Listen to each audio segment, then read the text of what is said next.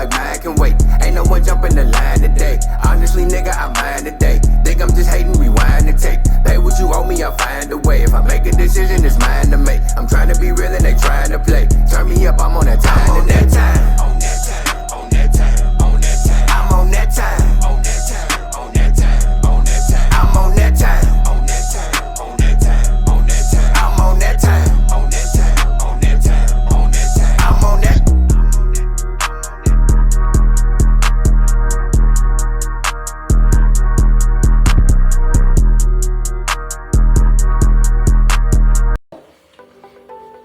Today we're sitting down with somebody whose name carries real weight on and off the court.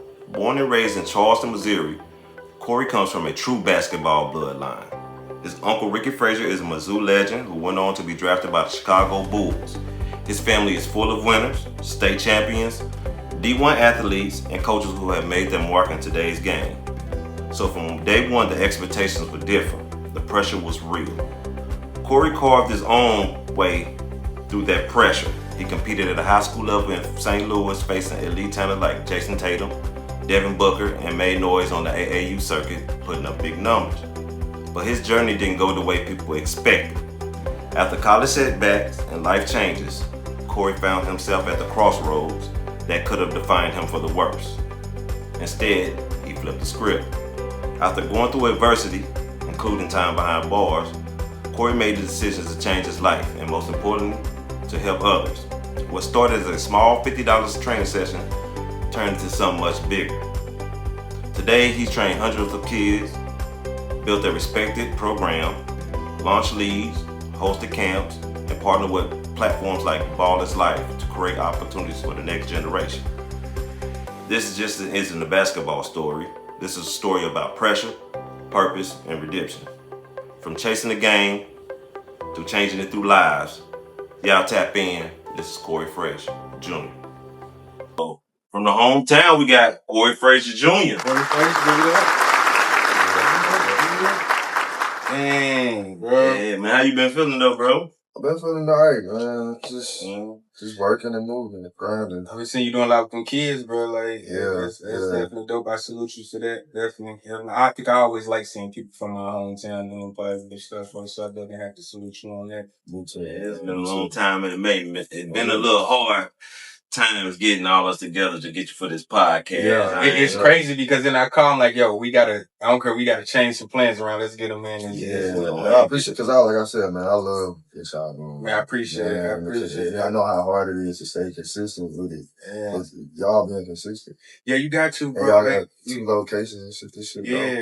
Hey, matter of fact, you the first person here. You the first person here. The first time when we first started, we was gonna start her, but he had a better location, and it was only right that we started. You know. Yeah. So we gonna send an invite. We definitely gotta have you in a too. But shout out to you. You know, this is our first interview. I was excited by it too. I'm like, man, you don't know. I didn't think that. But this is our first interview here, so I'm definitely excited about it. That's crazy. I've been watching too. That's what's crazy. That's what's up. I definitely appreciate the support. Man, you know that be I like to hear that, bro, because we from a place where sometimes support seems rare. You know what I'm saying? And in order to accomplish the task, we gotta support each other. So I salute you for supporting us, and we definitely support you, and I salute you for everything you got going, my brother. Because people are trying to make it like, well, support.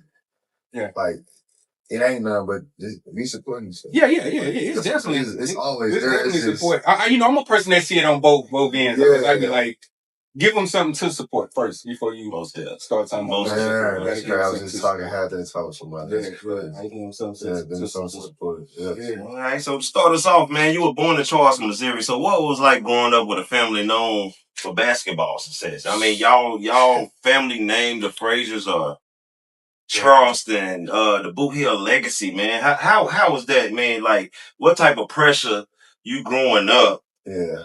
With that on your back, knowing that you were Frazier? I mean, it wasn't really no pressure. For me, it was more like confidence. Like, I was kind of like super confident as a kid, probably a little too confident. My mom probably said, like, I was super confident. Calm me down a little bit. Like, for real, she couldn't, like, if I do good, she had to kind of, like, not tell me I did good, because for me, it was more like confidence. It wasn't really no pressure. It was kind of like, I just love the game. It's like by the time I really know what was going on in the world, it was like basketball was. So did that make you feel like you had to always do it at this level? Because, you know, being in from my area, like y'all was at this level. The Fraziers at this level. Yeah, so did you always wake up like, I got to do it at this level? Like I can't go under. I got to. Man, I remember being like 7 or 8 and asking my daddy where was Duke, because I used to think Duke was in California. Really? California. Yeah, I understand. So I just wanted to go to Duke. I remember seeing like Jay. No, I probably was like 6. Because I think it was when Jay Will was there. So I was like 2001. So I was like 6. Okay. So like I remember being like 6 and asking my daddy like, is Duke in California? Because I was one of them kids that like knew everything about basketball. Because like I'd be around my Uncle Ricky. With my dad, you know, living in St. Louis, I used to be around my uncle, so. You was around a lot of, I'm gonna put you on blast real quick, bro, because you was around a lot of talent. So you got Ricky. Yeah. You got Lamont. Yeah. Spencer was my guy. I ain't get to be around Lamont like that. Yeah, no, I'm just saying, you got like Spencer, your father, Tim. So Rashad, definitely real. So out of all that talent, Lord have mercy, all that talent in your family, that's like pressure. Yeah, that's a lot of pressure. So who was the main one that motivated you the most? Oh.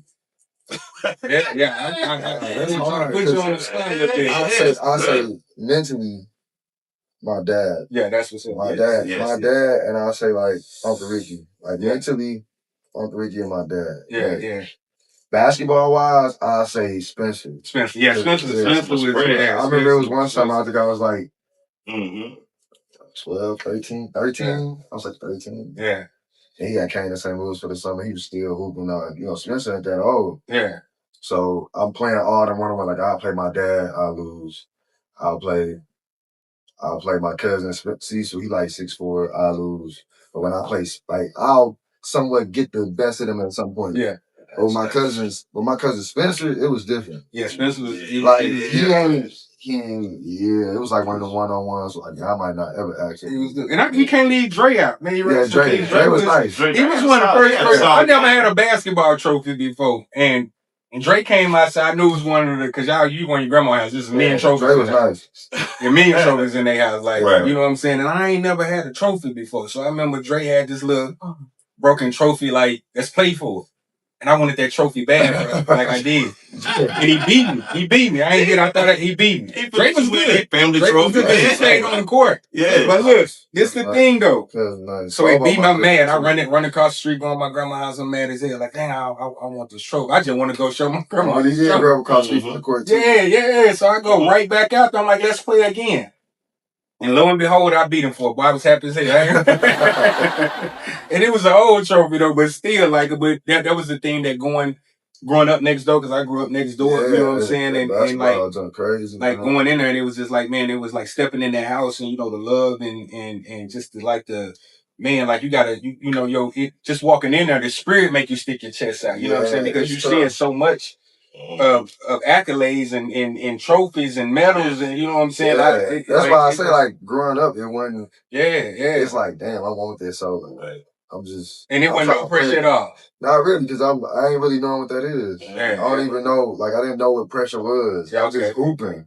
I ain't even knowing, like, I know my daddy, like, bro, I know my Uncle Ricky, but I'm not, like, in real time really thinking about what's going on. Like, Tyrone Nesby, my cousin, too. Yeah. Right. You know what I'm saying? So, like, I knew that was my cousin. He played NBA, but I wasn't, like, because I guess being young with my dad, when he's playing at St. Louis, like, you know, Larry Hughes was on the team. So I remember being little, I'm seeing Larry Hughes. Darius Miles, probably. I probably met him when I was, like, 14, Darius Miles. Okay. So, like, but I remember seeing, like, Larry, Anthony Bonner and stuff like that. Like, a lot of just being around. Like, my dad had me taking me to the Simon Center when they got rec sessions. They just hoop when Larry was playing with the Warriors. Yeah. Right. So, like, St. Louis native. So that's the Larry. He still do a lot in St. Louis. Most definitely. But, like, it's like Unc, you know what I'm saying? Like, I used to drop ice cream cones on my arm and stuff. Yeah. So, it's I remember, like, going in the locker room, you know, Coach Spooner, all that. So, like, it's just, I ain't really. Man, that's dope to be able to see that being young and you know, coming from where we come from, the small area, like, you know, other times you don't get to see stuff like this. These guys to us right now, we can look at them as celebrities. They, you know what I'm saying? And so, you know, to grow up in that, like, I look at Ricky, Uncle Ricky as a Yeah, he Jordan to me. Ricky Frazier are both first-round NBA draft choices. They're guys that can score on their own. They don't need an offense. Senior from Charleston, Missouri, number 32, Ricky Frazier. What's the problem on this side? Frazier's coming in the middle now. McCurry's not going to shoot the basket. Ricky Frazier. Ricky Frazier.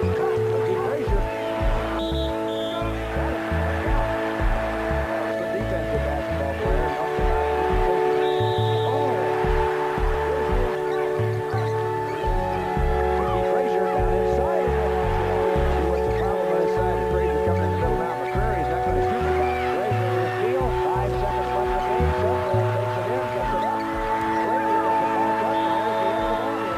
And just like that, Ricky's college basketball career was over. Just 5 years before that, his high school basketball career ended the same way, in a loss in the championship game against Joplin Memorial, where Ricky led arguably the best Charleston high school basketball team to a 31-1 record. But over his college career, Ricky dominated future NBA Hall of Fame players such as Patrick Ewing, Hakeem Olajuwon, and Clyde Drexler, who were not only NBA champions, multiple NBA All-Stars. So how did Ricky dominate all these future NBA All-Stars, get drafted by the Chicago Bulls, but yet never play an NBA regular season game?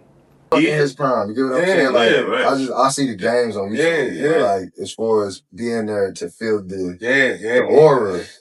Like, to me, he always has been Uncle Ricky across the street. I knew he was a hooper, but I just didn't, I knew who Uncle was. I knew what he did, but it was just, I was just in the moment, man. I just love the game. I played ball all day, dribble the ball, tennis ball all day. So I just love it. Yeah, so man, I know we talk about the uncles, the dad, and all that, but first we gotta throw your mama in there.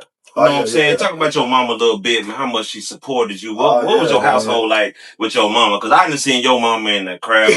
She is a basketball fan. You know, and you her baby. You know what I'm saying? Tell me a little bit of that. But like my mom, man, like hard working. I feel like I get that from her. Like my dad as well. But I grew up with my mom and my grandma and my aunties and my cousins on my mom's side. So like my dad lived in St. Louis, so I'm with my mom all the time. Like she real hard nosed. Like she loving, but it ain't no like kissy touchy. Like, it's hard nosed. Like I say, like we go out for something, we want to be the best at it, try to be the best at it. Don't quit. Like I remember I went out for baseball and I played every year, but it was because she wanted me to. So we get to 6th grade, man, we terrible. And she like, I wanted to quit the team. She's like, no, I ain't gonna let you quit. Right. You can't quit. You went out for the team, we lost every game.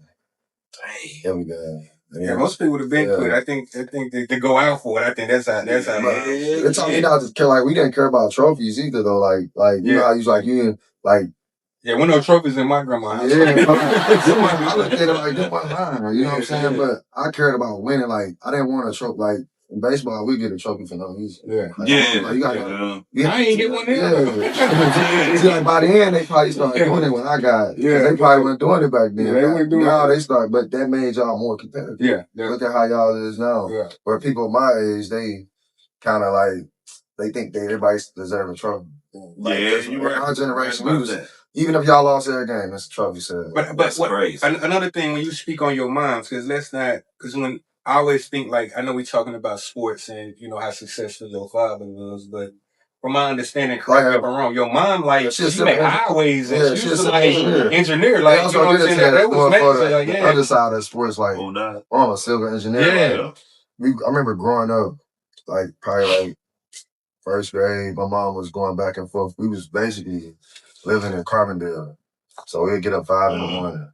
Like from the time from 1st to like 5th grade, we was getting up from 5 in the morning, come over here to school, like get dropped off at my cousin or my grandma's house. Get us all the way to Charleston? Yeah, and then we'd go to school, get out of school by like 5:30. My mom would come get us. We'd go back to Carbondale.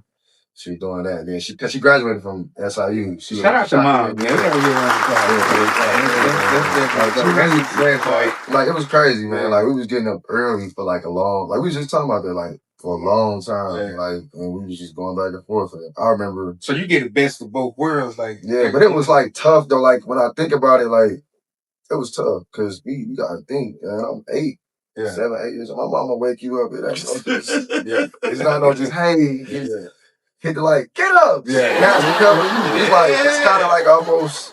You better be up. Like, you better be up. I feel like my parents are more militant. Like, if I say it, like, it's more like the militant. I think that's that Charleston back in the day. It was like more militant. Like, you better be up. Cause I know my mama coming there and be like, get up at 6:30, and if it's 6:31, you still laying there, your ass in trouble. My mama calling the phone, calling my sisters. Like, my sister's like, yep, he ain't got up yet. No. I was like, God. Like, it used to be like that, even when we would stay home, because we were so accustomed to getting up at a certain time. So it taught us, like, my mama always said, like, on a Saturday, you shouldn't be sleeping. You sleeping on a Saturday, you ain't getting enough. Like, what you trying? You already go to school, but when life comes. Yeah, that's true. What you gonna be doing? You sleeping in the house, you ain't gonna be doing nothing. That's true. That's why, I never sit still for you. Yeah, I get angry about that when my phone ring now. Somebody calling me. What you doing? What you doing? I'm laying down. I just laid down. Like, let me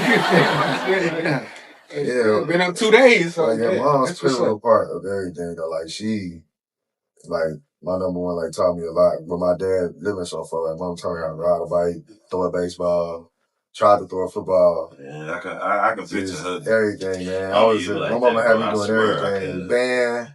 I was in band. I played saxophone for like 2 years. So we got a tradition thing that we started. They started by TJ, and we're gonna ask every you know what I'm saying? And so I'm gonna ask this on the right, and I ask you. Yeah, you got your mama, and you got your dad. Right. Who you letting go first? My dad. Your dad, all right? Hey, he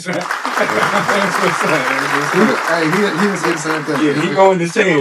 Tell us why. Because I feel like my dad know that I can carry it. That's probably like the dopest answer we got, bro. Carry it on. He was I feel like that's what a son is supposed to do. You have a son, that means you got somebody that's gonna care. Like your daughter, she gonna marry a man, and that's gonna be that. But your son carries the legacy. Yes, sir. So he carry the name forever. That's true. It don't stop. That means it's gonna keep. You got another generation. Yeah, you definitely answered that right. So most definitely did. Yeah. That's probably like the best answer I think we got so far. I know a lot of people still think. But I'm like, look, Pops, I love you, but you got to go. That's no brainer. You don't get like mom, like yeah. That's it. Hey, so you started out all your life in Charleston playing Little League, junior high basketball. So you said up until your sophomore year. Yeah. How did that transition from you going from a small school like Charleston and going to an inner city? How did that come about in your mama's decision and letting you go because you were her baby, man? I know that was hard. I'm gonna be 100 with you. So to go like not in middle school, when we was in middle school, we was like undefeated. Like we no game. Yes. I remember that. We go into high school as a freshman. I want to be, more so into basketball, but like they kind of like broke our team up and they kind of like messed some of my confidence for sure. Like, but not how I played, just as far as like where I belong. I didn't feel like Charleston didn't feel like I belong, so I already was trying to go to Charleston. So it happened that I ended up having a daughter, but I didn't know she was my daughter at the time. So my dad more so like. What age was this? I'm like 14. You kid at 14? Yeah, well, technically, yeah, she's. You been stroking? I would have been 15. I would have been 15 the month after, but like my dad felt like it was like I needed to get out of Charleston. Like it was like this, You started young, my bro. Yeah, so that's one of them things. Yeah, but it's one of them situations. Like I love my daughter, but I was just young, and until I went from being pure basketball to once adversity came and I didn't make varsity like I wanted to. It's like, well. I'm gonna just be into other stuff and not be focused. Because at first I was just solely like focused on basketball. Right. We winning, and it's like, okay, because we used to always on 7 every day, man. We going to college, and then you get to high school, it's different. Like, and adversity, though, no, you on JV. Ryan, the only one go to varsity. Like, damn, man. Yeah, I always think that too. Yeah, because we scrimmaged the varsity, like they massive, we bust their ass. Like not all of them, but like. They wasn't that good. You know what I'm saying? Like, these same dudes would get the best of it at the court. You know what I'm saying? So it was like, you know what I'm saying? Probably a few of them that get the best, but other than that, like, it wasn't no way we should have been broken up. But, that's how we felt anyway. I always think that, bro, like, I've seen so much talent and so many, people that's good in basketball, and we talk about adversity, and that's one of the things I used to tell people. Like growing up, I had kind of classmates, and I was always in the streets. You know what I'm saying? I wanted to be in basketball. I even played basketball a little bit, but my mind wouldn't keep. And then once you see so much talent, but it's like once you get to that high school level or that college level, like man, the streets are. You feel what I'm saying? I've seen so many people that the streets will grab you, and it's like the streets to grab you. Yeah. And that's like how, you know what I'm saying? Like I said, the transition was really more so a situation versus like, I always wanted to go play with my dad. Day one, my mom was like, no. I mean, it used to be so much. She was like, no. I mean, my dad, we superstitious. So before I even know I have a daughter, on the way that summer, my dad coming back, my dad like, we gonna ask your mama, can you stay again? But it was a ladybug on the car. And I was about to kill. He's like, no, I don't kill them. My dad's superstitious. That's me. Then we get there. I ask her. She say no, but then like some months later, she let me go. Okay. So it was like crazy. And then when I go to Maplewood, it's like it's also the same age as Charleston. It's a county. St. Louis. Yeah, it's a county school. It ain't. I ain't in the public. It's a county school. Okay. Yeah, we out there by Webster Groves. We right next to Webster Groves. Shit like that. Yeah. Maybe Pattonville. So y'all would play like y'all didn't play like Pattonville. Yeah, we played everybody. Hazelwood. We played Hazelwood Central. We played my school when I was at Maplewood. We had probably one of the strongest schedules in the state. Oh, you came here and played Sykes. Yeah, that was my senior year. Yeah. But like my sophomore year, we played Bradley Bill, Otto Porter, Ryan Rosberg, BJ Young, Borgia. We played a lot of people. We played some teams out of Jefferson City and stuff like that. Like I played, what's the dude who played for the Knicks? Which one? You got to ask CJ. He got the African man. The dude hit the three. That's my team. It's in the Ananobi. Yeah, I played against my team. I played against him when I was a senior too. So like, bruh. I played against all them. This was at my high school team, not just AAU. Yeah, I played against Bobby Portis. Shit like that, you know what I'm saying? Hey, so I got a question too, man. What was the funding like for that school? Because when y'all came and played Sykeston, all y'all had on different bottoms. I was like, they got on the same top, different bottoms, and the shoes was all different. Like, why was that so, man? That threw me. Our shoes. So that year, my senior year, our shoe like so. The dude that get our shoes and stuff, he worked for the Eagles or whatever. So we like, at Charleston, you gotta pay for it. Like we ain't had to pay for our shoes and stuff. Okay. So they had sent us shoes, but I guess they messed our order up to where we had navy blue. So you'll see like I had on like some KDs that were navy blue. Or it got to the point where our shoe things messed up. I was the first person ever in Maplewood's history to put on, me and my homie put on Jordans. Okay. My daddy didn't play that. Like, he always had to wear the same color socks, same color shoe. Like, do they still do that now in basketball? Because I know when I used to play, same color stuff. I mean, y'all had to order y'all shoes. Or they they ain't. When I was in high school, they didn't order. Like, we just, what size you wear? Yeah. Everybody had that. Yeah, kind of like that. We get two pair. Yeah, y'all had on different shorts. Yeah, we had on like, I think that game we wore the black. We wore the But it was just like I know what you're talking about. It was the shoes and how our shoes was different, but like I think it was probably fun from Maplewood as a county school. Like a lot of school in St. Louis. But it's not like black people start going, spreading out to them schools, and it's like. But it's like I think we like 20 minutes from the inner city. Yeah. So we like by Webster Groves. Yeah. We by the Galleria. Yeah. We right next to the Galleria. Yeah. By the way, Sykeston, they did put a whooping on y'all. Yeah. Sykeston. I was there like. Yeah, it was tough playing at Maplewood though. Like it was a culture shock when I first went there because. You gotta think we had Charleston. I was at Charleston Tuesday and then I was at Maplewood Wednesday. Dang. So how you managed to I'm gonna take a step back for a second. Finding out that you was a father, like how much of an impact did that have on you? Like way more mature. Yeah. Like I played, but I was so much serious. Like not like to where we couldn't joke around. Like, right. Goofy. Always, but like I was way more mature. Like I got a key and I ain't fucking around. Like it's like I know when to focus and when to chill out. You know what I'm saying? So like I said, going there was just different. It was all at the same time. So I'm finding out that I may have a daughter, but I don't know yet. But I'm going to Maplewood. My dad, he's my dad. But when we go first practice, your coach. Man, Are you drill sergeant? It was like playing for like Bobby Knight, Yes, Coach K mixed together. That's one of my and, questions. And Coach Mac mixed all together. Yeah, that's one of my questions on her. Like, man, okay, playing for your dad, man, you got to tell us what that was like because I saw him coach other people, and I'm like, ooh, man, like. December 6th will mark the start of 20 years of coaching for John Burroughs head basketball coach Corey Frazier. 5 on Your Side's Hannah Yates shows us the passion behind his 2 decades on the court, working with different youth basketball programs in the St. Louis area. Pass, let's go. Swing it. Corey Frazier helped lead the SLU Billikens basketball team to 2 NCAA tournament appearances from '97 to '98. But he's become better known as a fiery and passionate basketball coach. It all started 20 years ago with a 5th grade team. I went to a little church in Baden, Missouri, over off of Broadway called Our Lady of the Holy Cross. And that's where my coaching career got started. Frazier not only coaches for John Burroughs and Bradley Beal Elite, but works as a trainer for Pure Sweat as well, where he develops personalized training based on the way the sport has evolved. There's no longer just because you're big, you got to play around a basket. Now, if you're big, you better be able to dribble the basketball. You better shoot the ball or you're probably useless. So the game has evolved because everybody can handle the ball from all 5 spots. So it's positionless basketball now. Frazier has trained elite players, including NBA stars Brad Beal and Jason Tatum.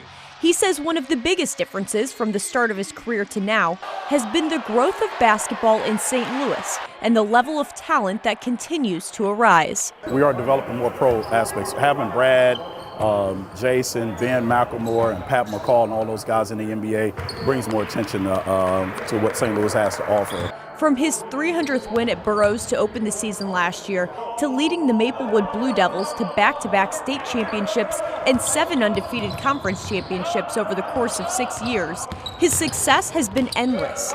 But in the end, he says personal success will never be his focus. For me, it's not even that important because I just look at, am I impacting my community and am I helping the kids in the community grow and be successful in life? Reporting from John Burroughs, Hannah Yates, 5 on Your Side Sport. People thought like it was hard for me at the house, but it wasn't. Like, cause like I said, he turned off at the house. No, I just did what I was supposed to do for the most time. But when I didn't, we'll talk about it. Like, we'll have an issue with somebody sometimes. But most part, not really. Like, probably once. But, like, Pop's he was, like, his first practice, he'll do stuff like to where, say he got people that's trying out that he ain't gonna really, he'll have us doing some of the craziest stuff to, like, make people quit. But it ain't, like, nothing that's, like, a waste of time. It's never a waste of time. Yeah. Like, he thinks so different. Like, I remember one practice, I think I seen here, he had us doing some boxing. Like, bro, he had, like, there was a person there, it's 3 of us. We hitting the gloves, doing boxing things, sliding to the next, doing it over and over. Like, he real militant, but, like, his philosophy is crazy, but it worked. Like, I ain't just saying that because he's my pops. I done seen him do it with the Eagles. Yeah. A lot of things it worked. Like, he think the game on another level. Like, we could be watching the NBA finals and he might see something. He be like, oh, I like that. Or he'll see a move. Like, oh, I got to teach that. Like, so he was an Olympic coach too, right? Yeah, he got to be Instagram. So is he still? Yeah, he went OTE now. He went OTE to high school league for kids like, the Thompson twins come out of OTE. Sar that played for the Wizards come out of OTE. Rob Dillingham came out of OTE. Recent times, I'm trying to think who else. There's a lot of kids that play in like high major schools that come out of OTE. It's just, you can go to the league and you still go high major, but you don't play. It's probably some of the best high school regular season basketball you'll ever have. So did you pick up some of his? Because I seen some of your videos and I see like you ain't one of them coaches that's out there like. Nah. Like playing like you're trayning kids, like and just like you definitely for real. I think I learned how to do a layup watching this video. You know what I'm saying? Yeah. But yeah, you definitely. So do you feel like you picked up some of that from your most definitely? Yeah. And then I also had the luxury of playing for like not just him. I got to like I said, I got to learn from Uncle Ricky more than anything. Like my whole life before that, just not even Uncle Ricky taught me damn near everything. He never took me to the court. As far as being conversation, I understand. Yeah. He taught me what a step back was. Yeah. Like he didn't even say step back. It's just how he said it. And I'm just picturing. Like he always knew I always had an imagination. So he just him, and then I played for Corey Tate. I got to play for Anthony Bonner and for like a little league thing. Like I got to witness how Jason Tatum daddy coach, you know what I'm saying? We used to practice with their team Soldan. He used to coach Soldan, so we used to practice with Soldan. They do some of the same stuff we do. Okay. He's just as crazy as my daddy. Alright. Like probably Jason Tatum daddy, right? Yeah, crazy. Cool guy. Like when Jason talk about how his daddy crazy, he ain't lying. He comes to our crazy. golf tournament every year. Coolest dude in the world. Cool guy. Cool guy. Coach. I can see the demon in him though. As a coach, Coach P. Coach Tony Irons. Like I know, like St. Louis is just like here. It's just it's a lot. Like you gonna be around and you gonna play with people. You got AAU teams. Like my coach, my AAU Coach Donnie Wilson. He passed away. He was one of my favorite coaches too. Like he gave me an opportunity. Like my senior year, I wasn't even gonna play AAU. Like, cause I ain't had no team. I wanted like my dad and the Eagles at the time weren't really rocking. So it was like, man, I ain't gonna just, so it's like, it wasn't even no point of, so it was just like, when we played Missouri Impact and Coach Donnie like picked me up and become me on the team. I played the first game, I came off the bench, I had like 18 after the game. He like, well, we got to the championship. I was scoring all weekend. He was like, I don't care how much you passing it. Like he first coach sent me not to pass the ball. Oh my God. Like literally, like don't pass the ball. So like he believed in me. So at Missouri Impact, you averaged 25 and you dropped 44 in the game, man. Yeah. Man, like, how did that feel to drop, 44? That I was sick. For real. I didn't even feel it. It felt like you was going in the ocean and like most definitely. Like, you was sick? I was sick. I think I had like, I ain't gonna say the flu. I probably had like pneumonia or something like that. Like I was coming out with pneumonia, so I was sick. Oh, you had one of them MJ moments then. Like we ain't win though. We probably lost by like 7 or something like that. But it was a team we got beat like 3 times. But yeah, I was giving them the blues. Like I just wasn't missing though for real. Everything I put in it was just going. That's what's up. But I could score them all. But that game, it was just everything. Hey, so looking back on your high school career, do you feel like you match your potential, or you had more to spare? I felt like I was a late bloomer. I graduated when I was 17, so I ain't turned 18 until that July. So if I would have been in like my technical right grade, right, that senior year, I would have I ain't started dunking in the game until college. Okay. So like my first dunk was in the game on somebody. So like I'm only 18 still though. Okay. When I do this. So like I think that like if I would have been in my right grade, like a grade back, it'd be a different story. But that ain't what really stopped me though. Like it's just situations and choices I made. Okay. So coming into that, you went to Mineral Area College and you became academically ineligible.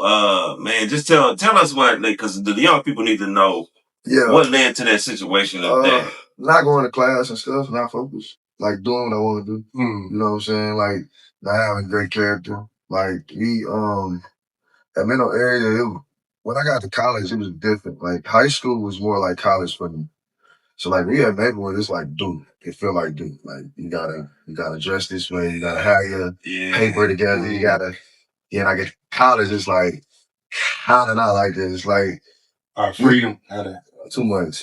It's like being in the damn NBA. It's like, all right, we on the workouts, after this. It's too much freedom. Like, it's too much freedom. Like, I remember I had a history of rock and roll class, and it was like an 8 a.m. class, like a super easy class. Like, and I just, So how much of a effect did they have on you after? To my what happened? Like, so what you got like academic? That was like so when I got academically ineligible, it was in the season of my freshman year. I had to go take some classes, like some intermission classes. So my mama and them had to pay like $1,000. I remember my mama was like, if I pay this class, you better graduate school. So I did it. I finished the year, but at the end of the year, he didn't want to sign me back. So I wasn't going to class. We getting in trouble for smoking. stuff like that. The whole so it didn't was the whole team I chose to smoke. Yeah. So it didn't change. It didn't make you the first time. It didn't like change. I wanted to make leave. You like. I felt like because it wasn't a good situation for me. Mm-hmm. Like I was calling my daddy at mid-semester, like I gotta get out of here before stuff even started happening. Like before my grades, it was like probably like man, I gotta leave. I can't play here. Like I couldn't do it. Like it was just one of the ones where adversity was hitting me, but I felt like nah, I really need to leave. It's like not even that Coach Tate ain't nigga. Like Coach Tate taught me so much. Like one of the best coaches I ever had for sure. Corey Tate, he coached Saint Louis now, and he played for Mizzou in a month. So I love Coach Tate, like on everything, but like the situation as far as how it was, I needed more structure. Like that was about to ask that. I'm like, elaborate. Yeah, I need more structure. You say that, you need more structure. Because I gotta figure out, because I gotta think about it, because I just needed more structure. Like it didn't really make me feel like that, because it's kind of like I knew that was gonna happen. Because I was like, it's like being in Charleston. Once you get in your environment, you might be like, man, I ain't gonna go outside. I'm gonna do me. Right. And then, you know, you on the porch. Yeah. Now you on the street. Right. How you walking? How you going here? How you like? That's how it was. It's like we got to study hard. I need somebody like not somebody holding my hand, but I need to be held more accountable for something. I salute that. The fact that you say that and you didn't give no excuses. A lot of times people make excuses for this one right or that one right. They don't hold themselves accountable. No, it ain't because it wasn't. I love all my teammates to this day, but it's just seeing that mental area, Corey, sitting right there. What would you tell him now? What would you tell him? Focus. Don't be distracted by nothing that's gonna be there later. You know what I'm saying?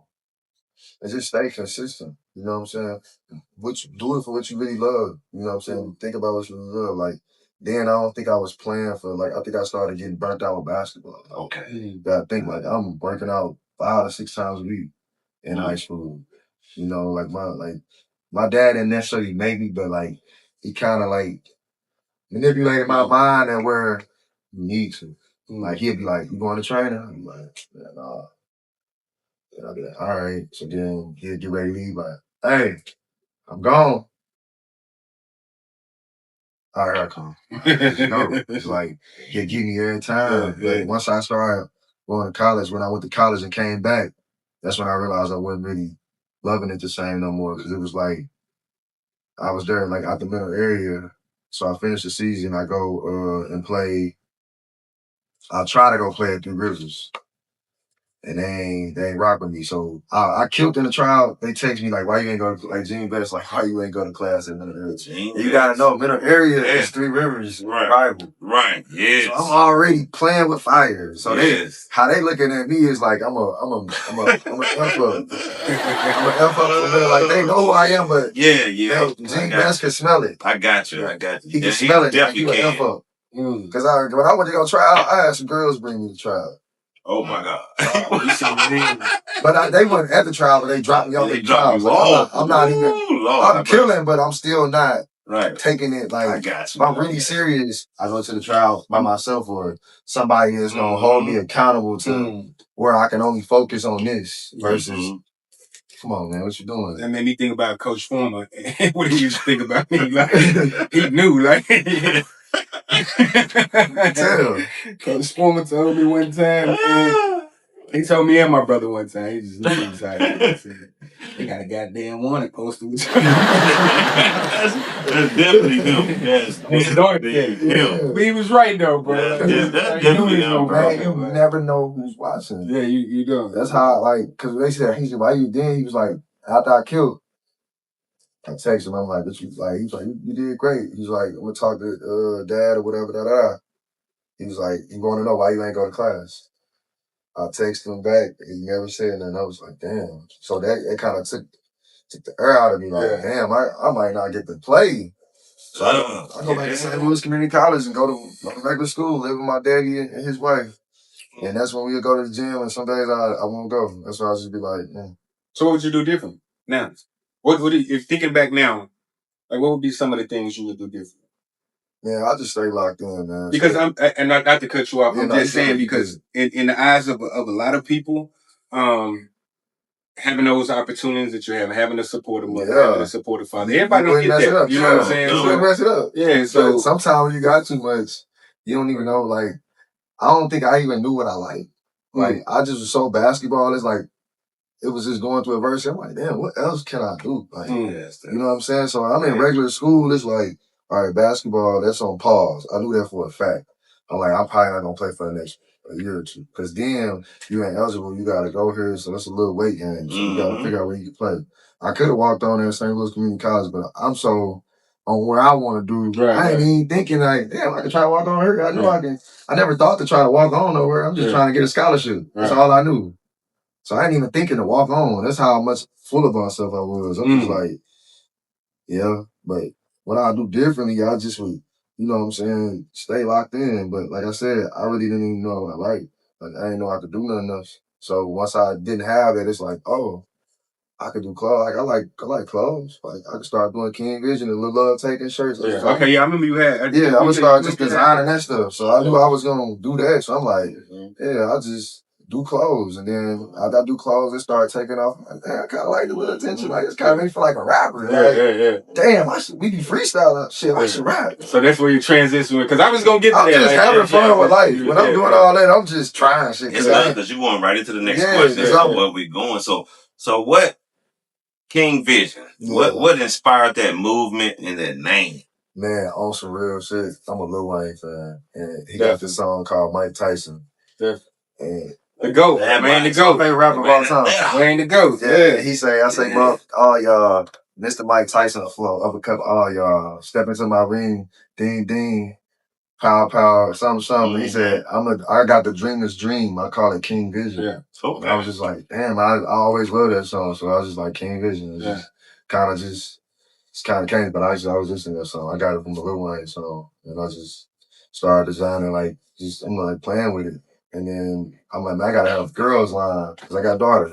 Right. So I just wanted to make something called Love Taking. That was always something that was just on my mind. Just came up with it. So what like, because I always noticed that, and I have to say it the way I see it, you know what I'm saying? Because coming from where we come from, like you really have to focus. Like it's so easy because a lot of times y'all done probably been around your partners. And so everybody got dope ideas.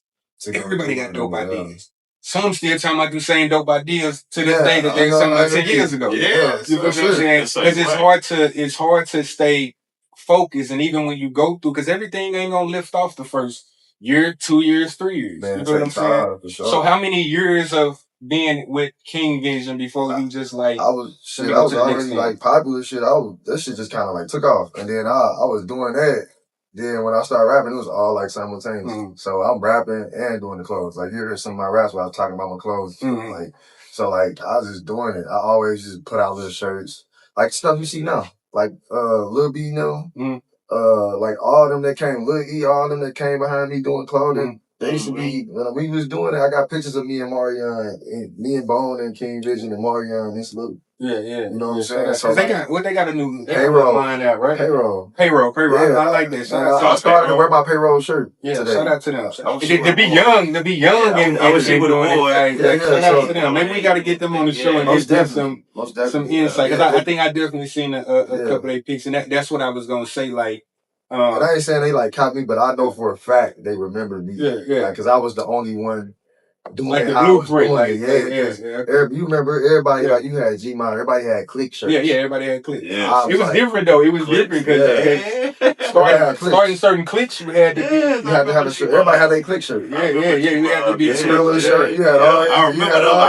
It was like G-Mon, Thriller, all this. Thriller, I think that what changed a lot because I know when it inspired me. Yeah, when you start doing clicks, you know, even when we start doing the whole dread gang thing. Y'all. We come from different sides of the track. I was just telling my homie, he live in Texas, but he got family roots and he be here too. So I was like, man, you know, we call you, I still call you Mim. Yeah. That's all I know you from. Right. But motherfuckers like, who? I'm like, man, Dread Gang, man. Right. Like, it was like Dread Gang, like all that. Like, y'all was the first ones where I saw, like, it was like Dread Gang, but it wasn't like I didn't, like when y'all said drill, I didn't feel like it was a clique. I felt like it was like a movement. A movement. I was just about to say a That's movement. because y'all had the logo with the I'm like, man, that shit. Then y'all had the songs, like y'all songs was like different. Like y'all talked about stuff that like that was real. I could tell y'all sat down and was like, okay, this will be going. I can hear music when it's just you know what I'm saying. So like behind the scenes of a lot of things, and when you talk about cliques, you know, one thing with us is we come because you got to think. Then when we was coming up, it was GD Vice. Yeah, it was real street. You know, it wasn't no cliques. You know what I'm saying? So some of us used to beef with each other. Yeah, you know what I'm saying? Like so real why I war. You know like what I'm saying? Like yeah. So it was a little different from us doing that movement because immediately I was like, oh, he a Vice Lord now. You know what I'm saying? Like, he a Vice, and my brothers is still like I'm GD for life, not just because it's the cool thing to do. It's because the chief teaches.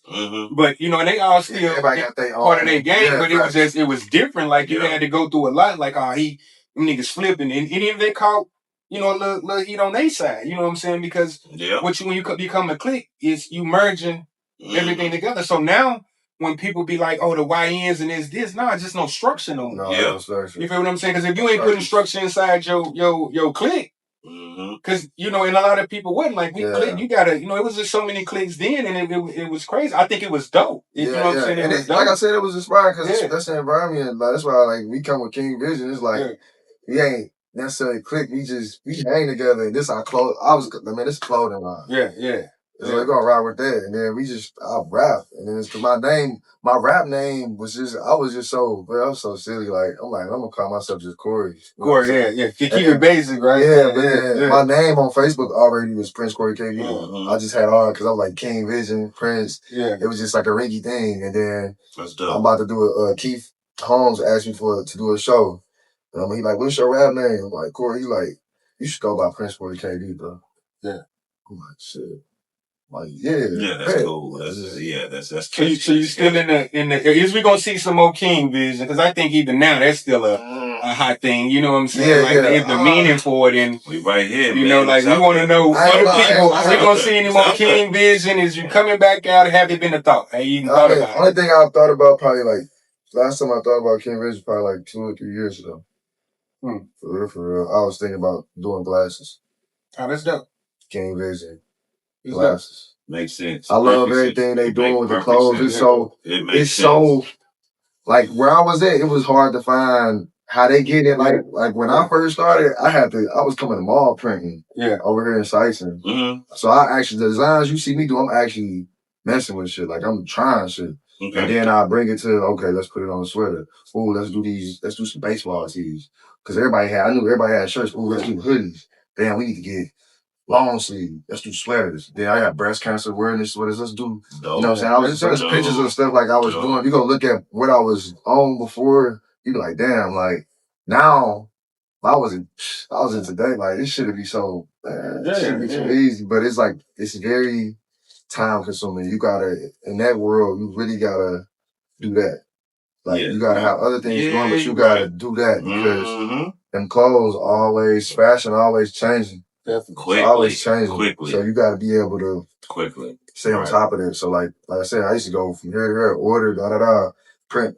Hey, who print this? You print. I know all the printers. Just like with rap, I know everybody with a studio. So it was just like that's how it was. I just started doing that. After that, I started rapping, and the rapping started getting overclouding the clothes. So it's like, damn. So speaking on that, when did you like? What was that moment when you first just like? Woke up and was like, music. That's just what I'm gonna do. I'm gonna make this my thing now. Right? What inspired you to do that? For real, like I always with music, I always around it. Like my grandma used to be in choir, you know what I'm saying, singing and stuff. Like there's videos of me in choir singing. My mom had me in band, you know what I'm saying? Like I said, church, I was always around church, so music was my grandma was the choir director. So she always got choir practice at my auntie house, and that's where we at, my Aunt Virginia, Dre mama. Yeah, okay. So we always at her house, and we just church. And then my Aunt Leola house down.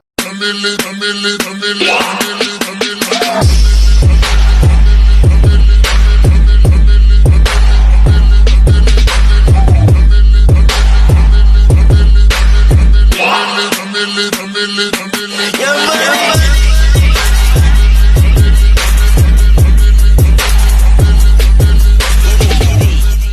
grandmama used to be over there so much to where like she doing church music, but I'll hear stuff like my cousin them playing like Keith Sweat, Lil Wayne. That's why I discovered Lil Wayne, Hot Boys.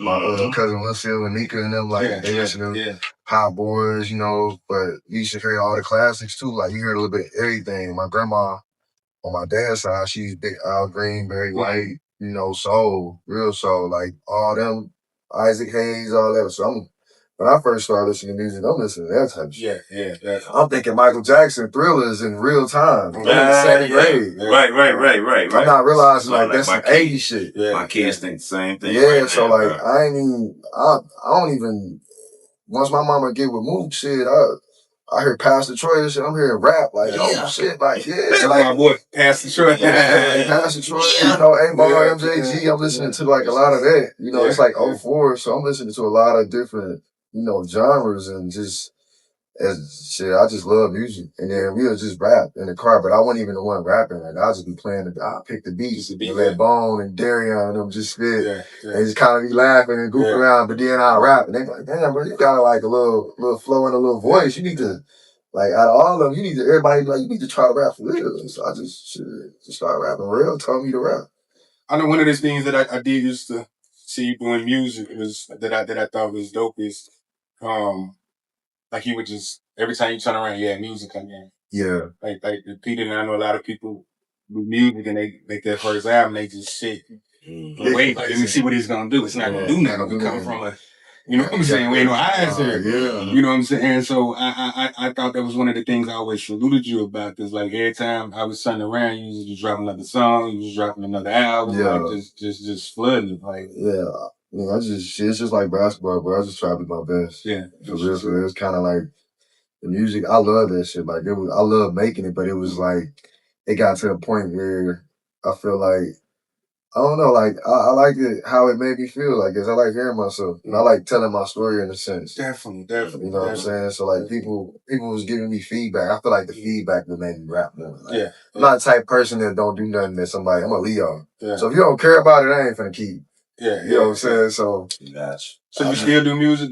Can we expect? We got some new music coming out. Like we gonna actually we want the tea on her. I ain't got no music. So no more music. You ain't been thinking about it? I recorded it like a year or two, but nah. So what?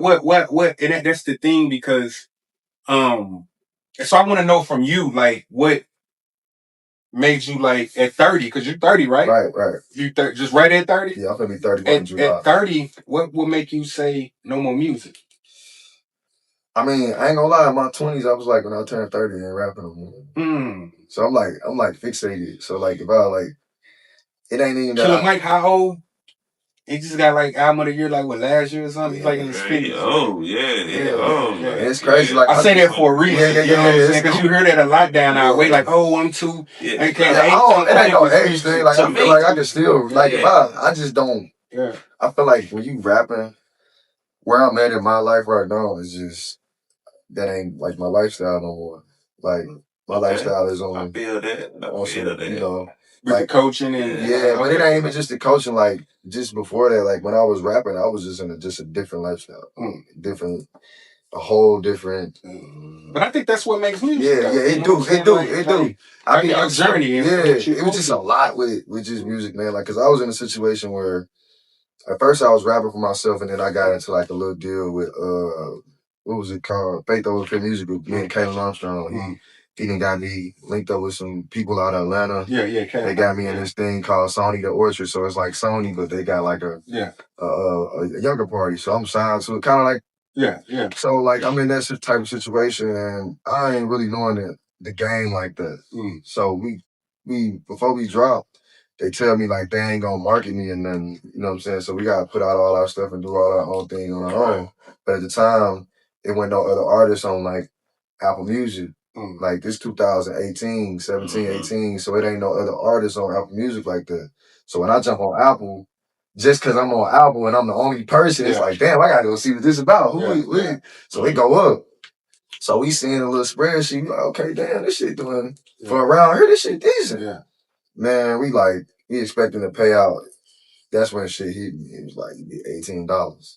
Yeah, it's different. It's different. Not to cut you off, but before I lose this question, what was your? Because this is my thing, and even me having sons that's doing music, like music gonna forever be a part of me. Yeah. But I think your purpose for doing music, like who are you doing it for? What are you getting out of it? You know what I'm saying? Like your purpose, because if it's like, I just tell my son, I'm like, if you doing it for the spur of the moment, you know what I'm saying, and you loving the attention and whatever you getting that come with it, then I just feel like you're gonna be short lived. You know what I'm saying? Yeah, but if it's a passion and you believe in yourself, because one thing I learned is everybody ain't gonna like your music, everybody ain't gonna like your grind, everybody ain't gonna like your clothing brand, right? Like, and that deters some people. I was telling the kid I was training today, that's real life. Everybody's not gonna like you. Gonna like it. So what was one of them things that just like, and I don't know if you gave me the answer for it, but if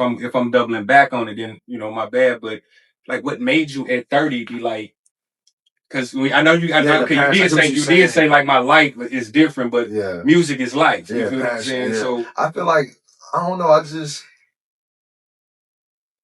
The things I ain't gonna say but the things that I rap about, like I get to thinking about, like I guess my kids hearing, like I've already put out so much music. I don't want to hear my kids are getting older now to where like they can understand what I'm saying. Like I got a 16-year-old dog. Yeah.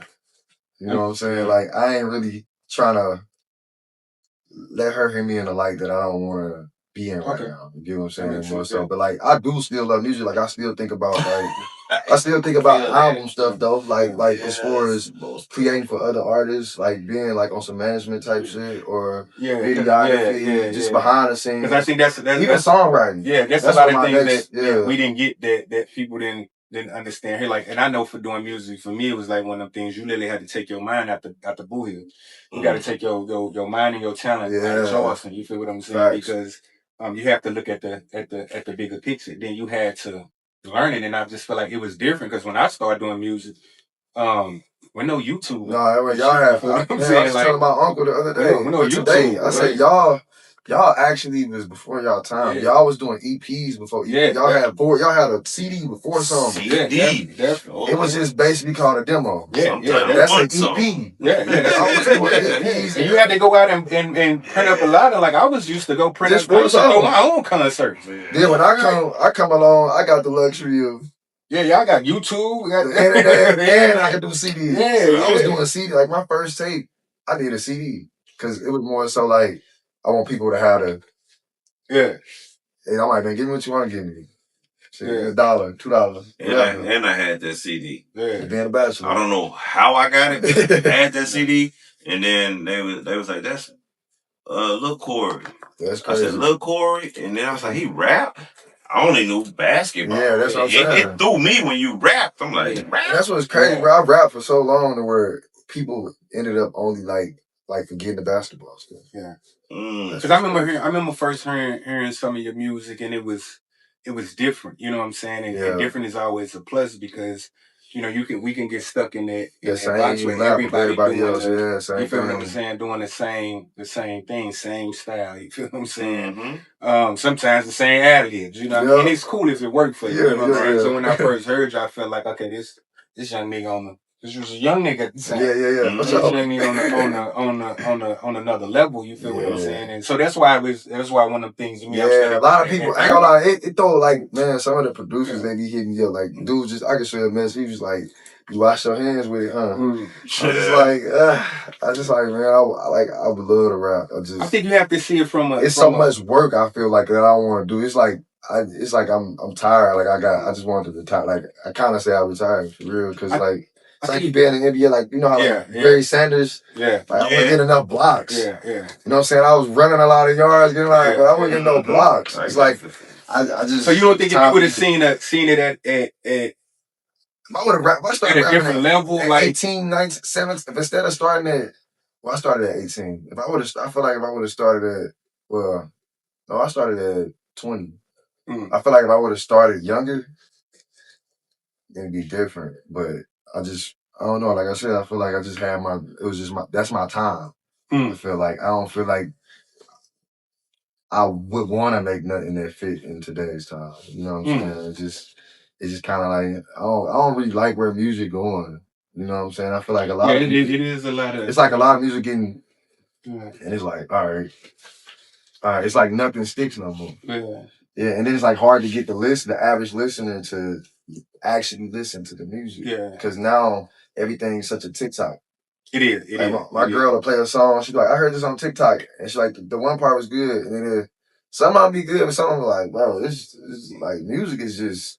It's not. Yeah, if you look at it that way, like I love music. Yeah, I still love to step outside the box and look at stick to us no more. Look at it as a business deal, business ventures. Like the song y'all got, what's the song called where y'all was at the graveyard? Million Tears.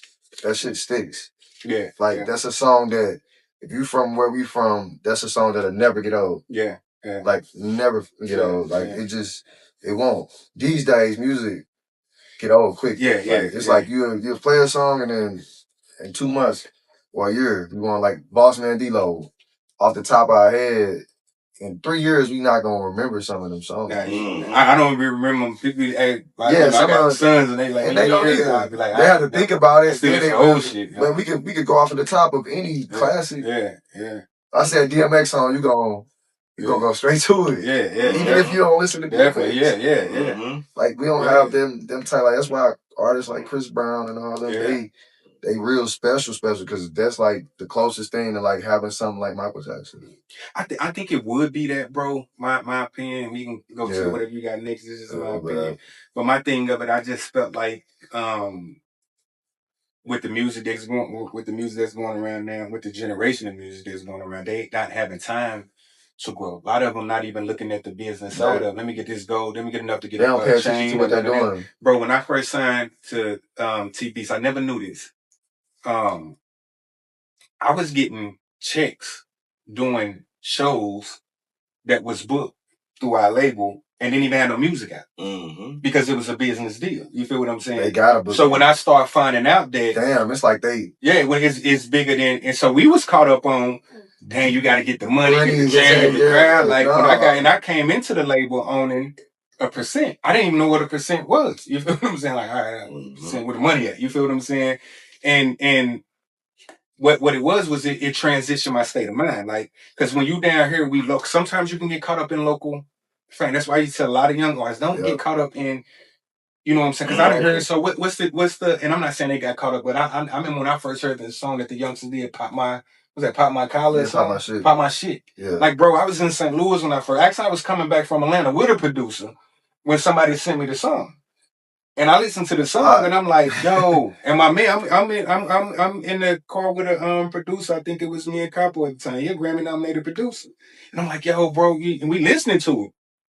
And I'm like, yo, I gotta pull up on these youngsters. You feel what I'm saying? Now I leave St. Louis the next day, like, man, who made this song? Because this one of them ones. You feel what I'm saying? It's one of them ones. And when we come from a place like the things that we did wrong was this right here. You take the hottest artist, right? Right.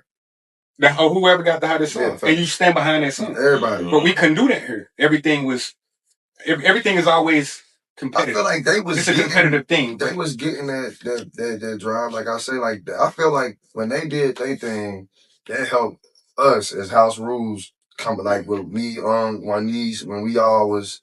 They helped us emerge behind that because they brung such a that was a dope. Because like movie. I already was rapping. Yeah. But I'm like, shit, we need to come in. So when we come, it's like they a group, but all of them rap. Like they got the girls, and they got the boys, and they got the old niggas. Right, you know what I'm saying? Right. It's like, they did. I seen that, and I'm like, I remember talking to my partner, and I'm like, damn, I seen it, but I seen the beginning of this song, and I seen the end. Yeah, you feel what I'm saying? But I seen it two ways because I seen I'm telling you when I first heard, I drove down here. You feel what I'm saying? Because I knew that what I was learning. Like, yo, they gotta learn this part of it. Like, it's cool, like the town beat and shit, but I heard this shit here that can go nationwide. Like, you gotta lead now. You should have something more. Get out more videos. Right get outside that box now, because if you get caught up in, man, my city bumping it, okay, let's see what the world do. You feel what I'm saying? Like, once you just stuck on your town bumping it, it's dang, you gonna let up off of it. And then even to this day, like I was telling my man the other day, like it's still music. People have so much music that they don't know that's old to them, but new to the world. Because they just if they ain't bumping it locally, they ain't gonna push their music. I refuse to go down that line. Like, no, you gotta take your shit on the road. So when I seen these youngsters doing that, I'm like, damn, they got the city right, they got the time. Yeah. But I also knew that can be a trap too. Yep. You feel what I'm saying? Because you ain't gonna see the vision of how far your music go. You like, oh, I got it now. No, you ain't got it now. It's about who like it in other places. Yeah, that's who like it. Man, Caitlin took us to YF and Lucy, Think It's a Game. He took us Think It's a Game. And we sitting there with the dude, the A&R. I'm looking at him listening to my music and he vibing. I'm like, damn. Yeah, A&R. I knew it like, I like, okay, I got the type of music where it can be played anywhere. Yeah, A&R. And you know, A&R is different because you gotta, I done said it with so many A&Rs. Yeah. It's crazy. Like, that was my first time. You gotta get them. I could think of a time when we just like, some reps from Sony flying out to the Lou, and I'm like, dang, you know, I can't even eat the day before. Like, this might be that moment. You feel what I'm saying? Because you know what I'm saying. Like, and I put in a lot of work. You feel what I'm saying? So this might be that moment, and you go in that room, and they break it down simple. I didn't leave out of there. I could have left out of there with a artist development deal, but I got a label behind me that I don't need artist development. So a lot of niggas probably would took that just say, oh, I'm with Sony. No, you with an artist development. But we got artists already eating over here. So I can't do nothing but accept money right down there want your song. You know what I'm saying? Yeah. Some artists don't like, I'm the type, like, I'm willing to songwrite. Yeah, they definitely, but I think that's even when you look at the music in Chicago, I felt like that was going, Chicago could have been a new South, bro. With their movement, but it started so much though, whacking each other out, killing the talent out. Definitely, bro. Yeah, like they Chicago don't do that. Memphis don't get the like. I feel like everything happened for the next thing to happen. Yeah. Like, I was rooting for this shot. Yeah, it all happened for the next, like how y'all rap, and then we seeing that, and it's like shit, I'm rap.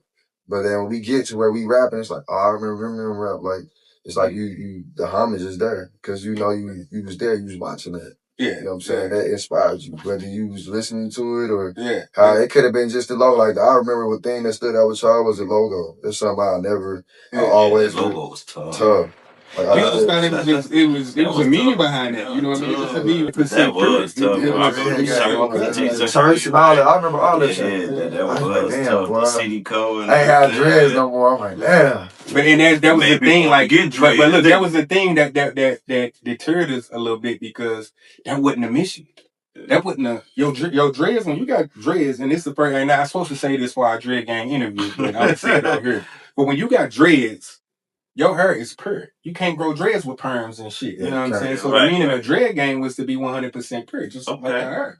Pure uncut. No chemicals in my hair. Yeah, I should have said that. But it been on the shirt for so long and people never did. People never did see it. It's even, you know what I'm saying, 100% pure. Yeah, that's a good meaning. People never did. They didn't catch that. And my brother was like, dang, they catching the logo like they going off of. You know what I'm saying? And the wrong people was catching it as, oh, they trying to start a gang. You know what I'm saying? Like, nah, bro, we ain't doing that. Just to be yourself. Yeah, definitely. Okay. But anyway, moving forward though, so we ain't get no more KV, no more King Vision. We ain't get no more music. What is we getting next? What can we expect from you? And my bad, TJ, I'm in the step on so basketball, man. Content, podcasting. I'm probably gonna have a short film coming out. That's what's up. About like just what I'm doing in the home. So that's what's up. Probably be some of the stuff, just more camps, just more. I'm gonna be supposed to be going out the country to train with Bob. So just more stuff, man. I got camps in May, you know, I train every day. That's what's up. So the grind don't stop, man. That's what's up. So now we gotta go into a little bit dark time. Cause you know, where there is light, you know, comes obstacles. Right. And then triumphs at the end. So we got to kind of go into that dark space to where you had a tough time to where you may have got yourself into a little bit of trouble or we find a lot around our area, we get into a trap. You know, we from what we see and what we grew up learning, and we'd be like, this is quick money and all that stuff. Could you elaborate a little bit on like what you did, and you know, you ain't gotta go to it there, but. And I'm telling you, Casey, they still hop on that motherfucker.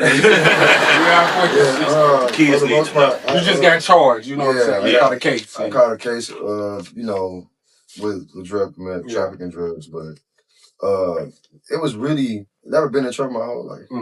But I was in like I said, I was in a lifestyle of, you know, like you said earlier, the streets can pull you in. You get I went from a person being like, man, I'll never sell weed to selling weed. And I'll never do this, doing that. So it was just like one of them things, just it ain't nobody else like fault. It's just more so I was just making choices. But it was like you saying, quick money, kind of just trying to, you know, do my own thing. And at the same time, like I was using my money to kind of like fund the music. Like, so I'm like putting it into things, you know what I'm saying? But like my cousin always told me, a tree planted with a bad seed, the tree gonna always die. Because some judges and the prosecutors, they don't give for what you none of that. So it's just like doing certain things like that, even if it might not seem like nothing, doing them certain things, like especially going into the world I went into with it, like I'm making a lot of money, but it was just more so I wasn't even like happy. You know what I'm saying? No true happiness, no true like feeling secure or feeling safe. Always like looking over my shoulder, worried about this and that, like, you know, the police eventually anyway. So like I feel like the life I live now is way better. I don't gotta worry about that. My money is my money. Can't nobody come take this from me. So I dealt with it. And I got it. And I dealt with a lot. You know what I'm saying? Like going through that. Like it's like I didn't realize addictions ain't just with drugs. Yes. Like addictions can be hustling. The demons ain't just coming with the drugs. It's on the money, all that. So would you consider yourself like at that point in time, that phase of going through and catching your case, was you just, because this is one thing I always say, I had to just maneuver and fix it a certain little bit to get it out. But sometimes people get it confused, you know what I'm saying? Was you just like a person that like, I'm for the money, like I ain't trying to be a street nigga, I'm just hustling. Because they got street hustlers and street niggas confused. Street niggas ain't hustlers. And to me, we all are street niggas. Where we were. As far as, because that's the environment we came from.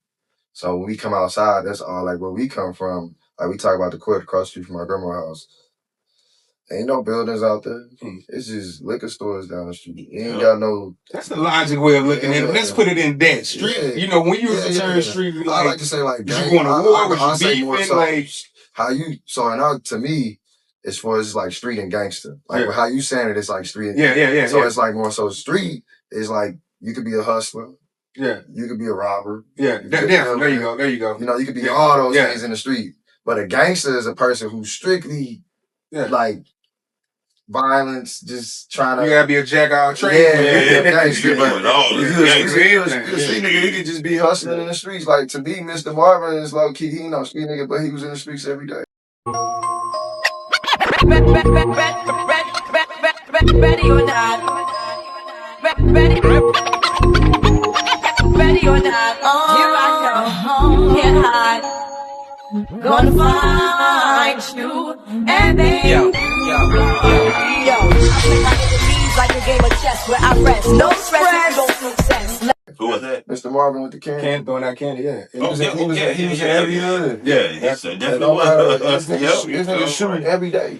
And I really wanted to say that and put that topic in there for like, so he young like he ain't no street, but like not to diss, but like it's more so he in the streets every day. He out there in the field every day. He most definitely. He ain't selling no drugs and nothing, but he ain't hustling, but he giving kids, you know, a chance at like just. Something like to interact, like shit. One way, you definitely shout out. Man, I miss Marvin, bro. You know what I'm saying? Marvin, every kid love Marvin. Any drug dealer, we love that man. Got the candy, playing red light, green light, like just something like. Man. But no, I just wanted to sum it up just for the youngsters because it's definitely a difference. You feel what I'm saying? And that's how you see so many people, so many young dudes get themselves in even fucked up situations. They even lose their life because getting money You a hustler. You a hustler. But when you come playing on this side, you playing on the you feel what I'm saying? You playing on another side. And it's easy to intertwine the two. You feel what I'm saying? And but then when shit transpire and shit go left, like you see it's a different feel where ain't no timeout. You feel what I'm saying? And you got some money, like it's vultures out here. You feel what I'm saying? So it's a difference in two, and I think it's a thin line though. It is. You feel what I'm saying? For youngsters, it's a thin line because it's easy to decision can make you a gangster. It can pull you into some shit because it ain't about it ain't safe to get the money no more. You know what I'm saying?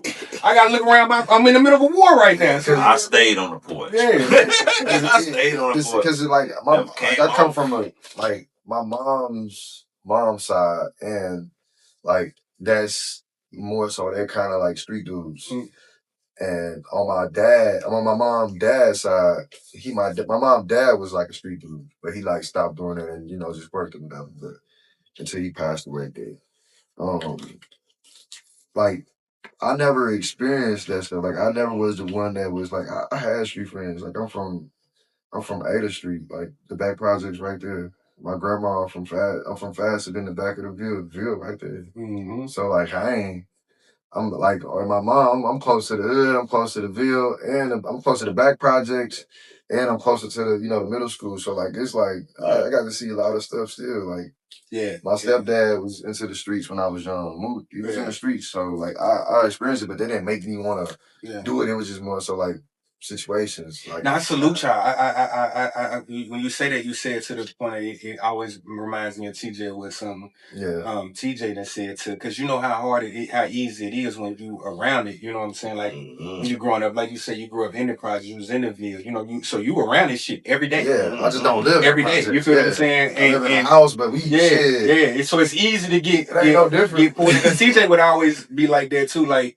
now I went a street nigga. Technically, you was in the street. You was in. Because you've seen it, like you said, you've seen it, but there still is a darker side to it where you ain't out here and warn and shit. But TJ grew up in the Ville and Crush.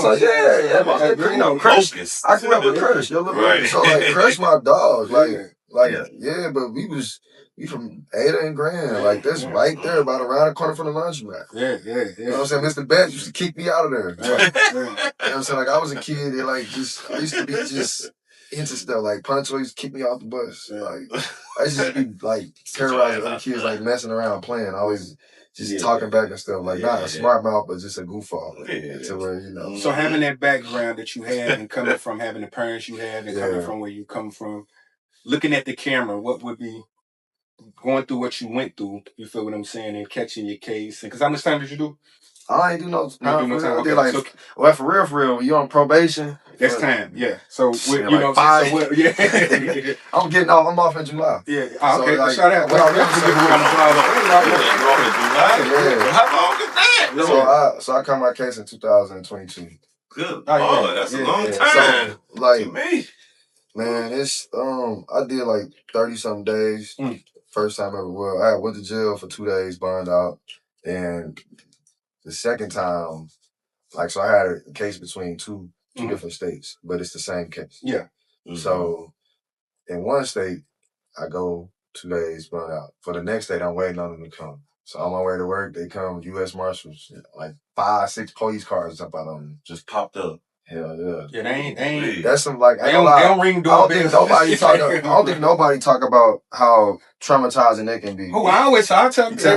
I was in jail and still thinking about my house getting kicked in. And I done had my house kicked in and numerous of times, but it's a difference when you had your house kicked in by SWAT team. That's one thing. That's traumatizing. But when some of this shit say DA and FBI, that's a different. You know what I'm saying? Like, it's traumatizing. Yeah, it is. U.S. Marshals come up on me, and I was going to work because they were looking for somebody else. It was like early in the morning. They thought we was somebody else. Me and Earl and Moses Gator. We was at McDonald's, and they came around, swooped on us with guns out.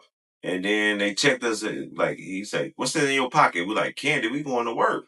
They realized they had the wrong people. Yeah, that is traumatizing. It's traumatizing. But it's just the whole process of it. Like, it's stuff like they don't tell you that happened. Like, it's so much that happened that you damn near like forget that happened. Like, That shit hella trouble. As soon as they put you on yelling, cursing, you like, man, Yep. like, all right, bro. You sure right. But like, it was crazy though. Like, it was a situation where like it was a traumatizing experience because but I ain't gonna lie. Before I went to jail, I couldn't sleep. Like I couldn't sleep. Paranoid. Not paranoid, just thinking like, Okay. I know they coming. Yeah. Oh, yeah, that you know, yeah. Like, how you know they coming though? Like, It's like what makes you feel that way though? A woman got intuition. Yeah. When a man do something and he know he finna, it's like a man's. I feel like a man's intuition is when he make some of the ultimate decisions. Yeah. Because I think you gotta know. I think that's another thing people gotta understand too when you're in the streets. You gotta know they coming.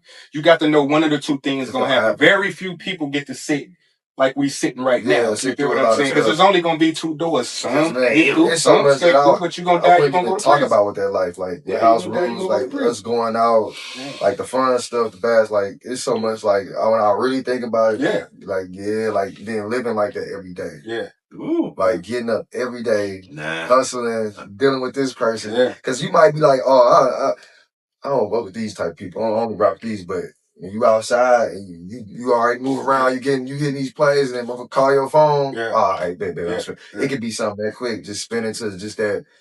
All right, I'm gonna go over here with such and such. Because I got set up by a confidential informant. So it's like, and it wasn't even nobody. I wasn't even in deals with him. I'm cool with somebody that's cool with him. That's cool with him. So I'm like 2 or 3 people down. I just met he's Mexican. I just met him. I don't even. You know what I'm saying? So it's that's like crazy. But I could tell it because, like I said, I'm finna be pretty much. But don't though. No, I ain't gonna talk about the whole time. I just want to say that it was a confidential informant. Like it's just like situations like that. You just don't know. Yeah, you don't know, but you do. As soon as that happens, I'm on my way home. It's just like, I think I called him. I was trying to meet him one time, and he was just like, "Nah." He kind of like, I was already there. He's like, "Never mind, not today." I just drove home. I was just like, "Ooh, please." Yeah.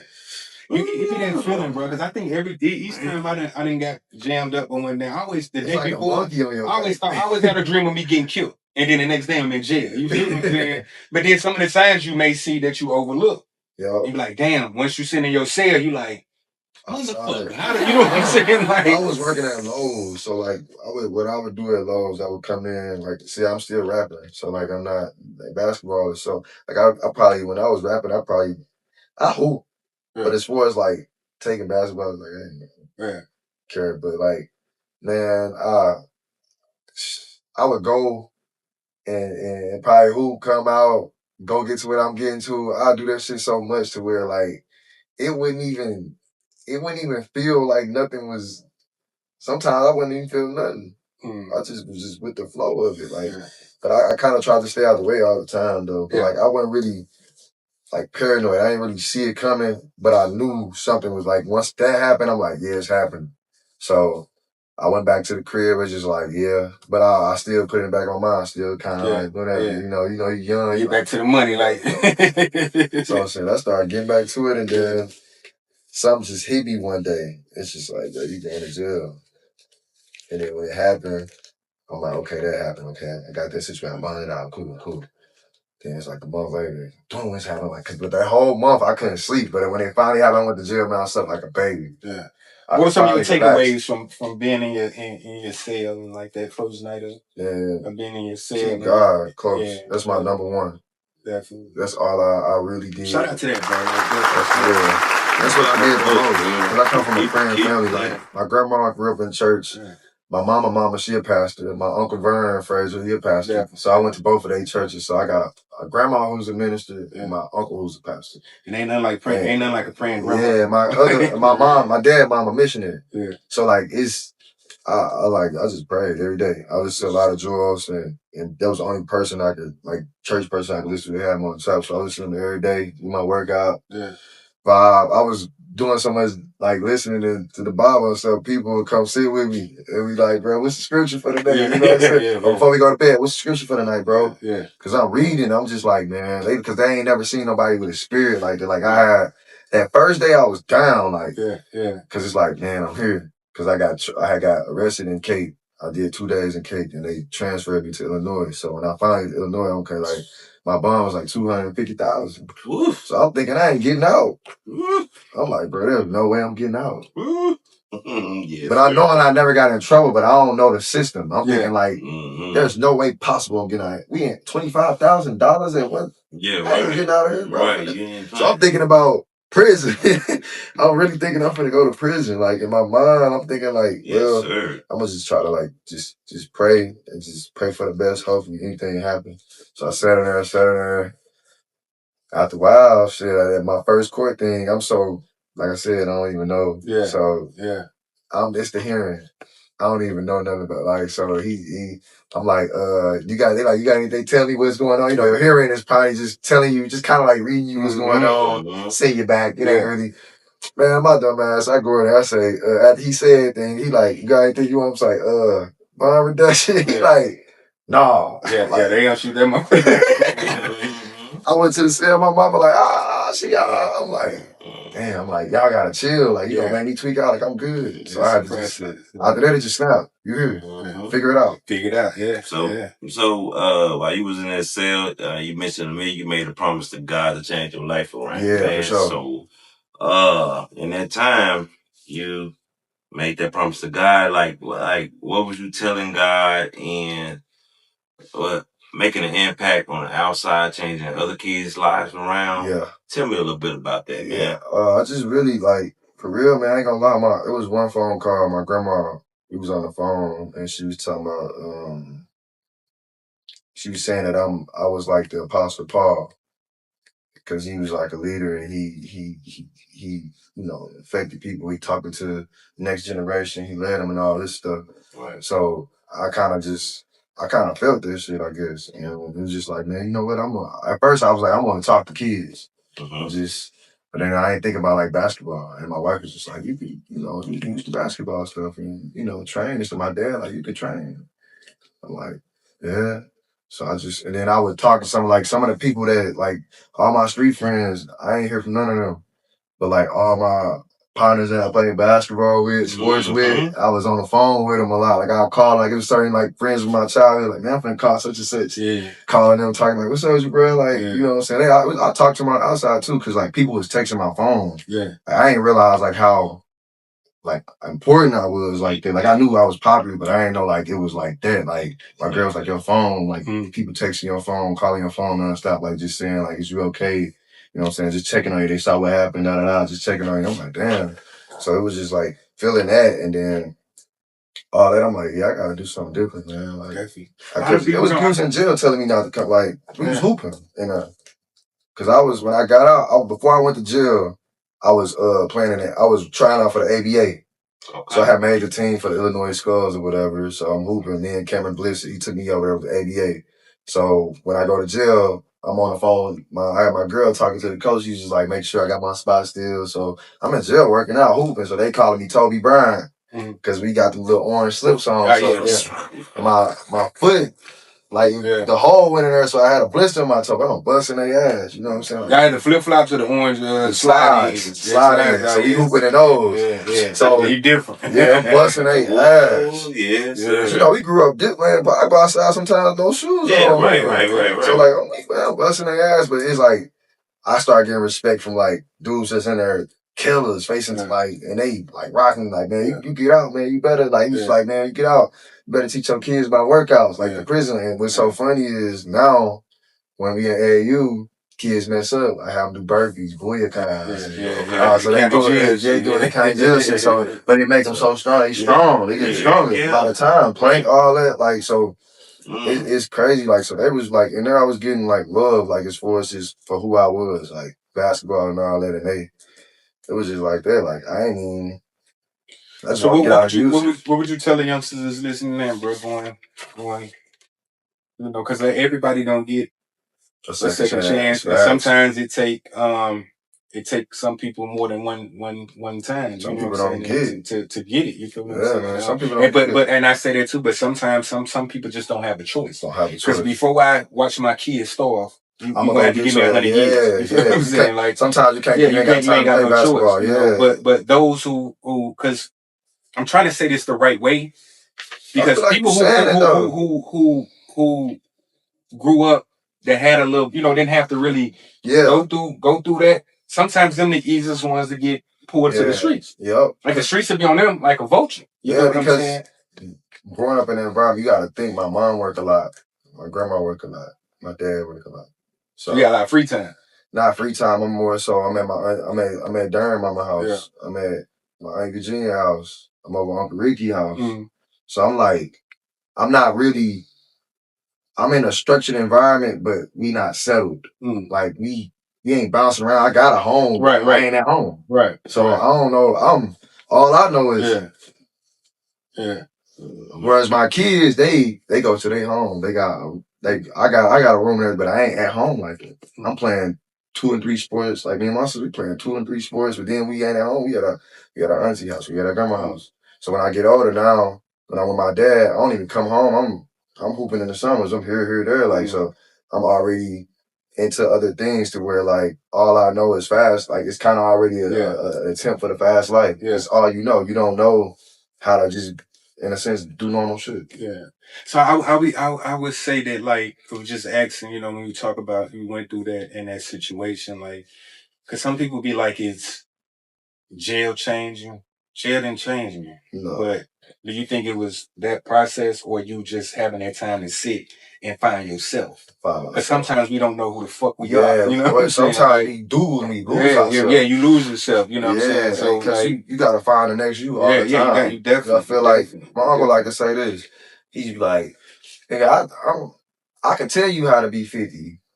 You can't tell me how to be 50. I can tell you how to be 30. I've been 30 before. Yeah. Oh, okay, that makes sense because it's like when I get arrested, I'm like 26. Yeah. So I ain't never been 26 before, so I'm just still learning. I'm like, I know who I am and what I like, but I gotta find what's my purpose. Yeah, definitely. Like, so in jail, it's just like I prayed a lot and I just was to myself, like, not to myself, but like I had a moment where I didn't have a celly. You know how that be. You got no celly, you been there chilling. Yeah, I ain't used to want one. Yeah, but when I have a celly, like, I'm push up, Bible, reading, thinking. Like, I'll read it and then I'll process it and kind of like think about my life. Like, because my grandma had me reading this thing about these men that got threw in the pit and thought they was going to die and they didn't die. Yeah. So it was like, I looked at jail like that. Like, you the next level of being locked up. That's the next level on the death. Yeah, that's what I tell my girl. It's the closest thing because everybody can forget about you. Yeah. And my girl telling me what's happening, I'm like, damn, huh? Like, it almost makes you feel like an animal. It's like you can almost lose yourself more, or you can find yourself. You can. And that's where it was for me. I found myself. I feel like it when I had lost myself for a second though. I knew who I was, but I lost who I was. Well, shout out to you, bro, for being able to come through something like that. And it didn't take you 1,000 times to go back. You know what I'm saying? Like you came, like, you know what? I get to doing something different. You got kids and stuff, man. You got stuff to live for. Yeah, definitely. You got stuff to live for. It ain't really.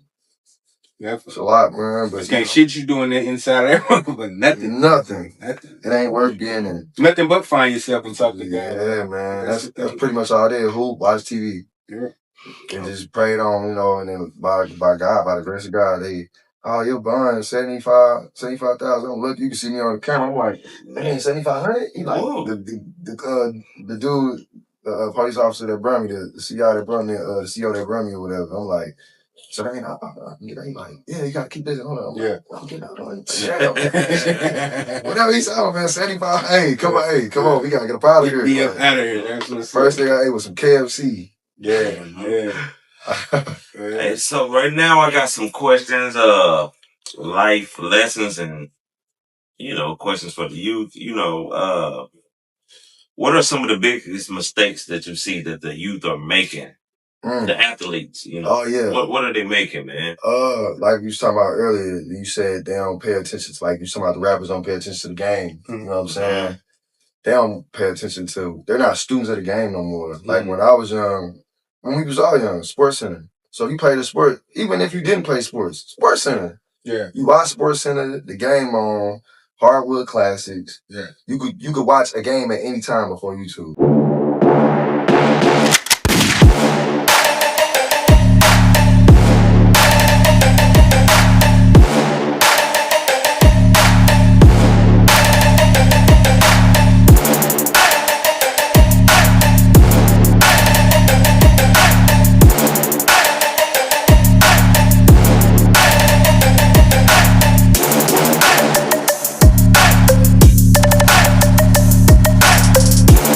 It was like I wanted to see more Michael Jordan. It's like, damn, hardwood classes. Dang, Sean Mike. Bam. Yeah. Or damn, I want to see Penny Hardaway. Yeah. But like Allen Iverson, that's my favorite player. Like I watch games. Like they don't watch that shit. They're not students of the game. I feel like that's what it really come down to. So it's technology, phones. And yes, distractions. Because you can have kids. I'll be like, I could talk to a kid. He'll be. It's like, hey, come on, bro. Bro. Yeah, he probably think about that. I gotta get to my pitch. I don't even think it's that. I think when you on the phone so much, like when you train the mind to do certain things, you can't help but to. It's like your body, your muscle memory. Yeah, that's like I play basketball so much that sometimes I have ball, I still be acting like I'm dribbling and shit. Yeah. Like you know what I'm saying? Because it's like that's all I. That's how you knew. That's how you knew hoopers then. That's how you got no ball in these. Just still doing jumping, trying to smack. Just that means you're an athlete. You nowadays, man, it'd be a kid coming there. They look like they throw them on the court. They get boom, boom, boom, boom, boom. But you see him, it's like it was two kids in our back seat when I had to take. We went to St. Louis. They was on the phone the whole time, quiet. Now I know, coach, I gotta use the bathroom. And I asked him something. I gotta ask him 3 times. It's like, hey, bro, what y'all do? Y'all good? You know what I'm saying? Like. Them phones, man. Because they'll do shit right. They'll do a drill 30 times. They'll do it right 30 times and then do it wrong 20 times. Right? Yeah. Not focus. Yeah. Focus. That's what it is. Okay. They're like. So I got some quick questions that I want to ask you. It's really no thinking to it. Yeah, I got you. So, a morning person or a night owl? Night owl. Well, hold on, shit. I'm like both. I'm a vampire.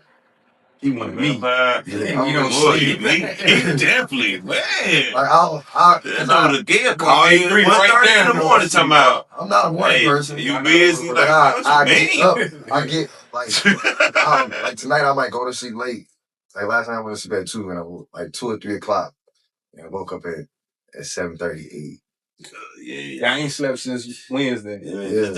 He don't sleep. Yeah, I like to say I'm like a bro because I sleep, but I don't. I'll nap, but I don't. For the most part, I don't really sleep because sometimes I have trainers even during school time. Like I got some kids at homeschool, so sometimes I got to get up in the morning still.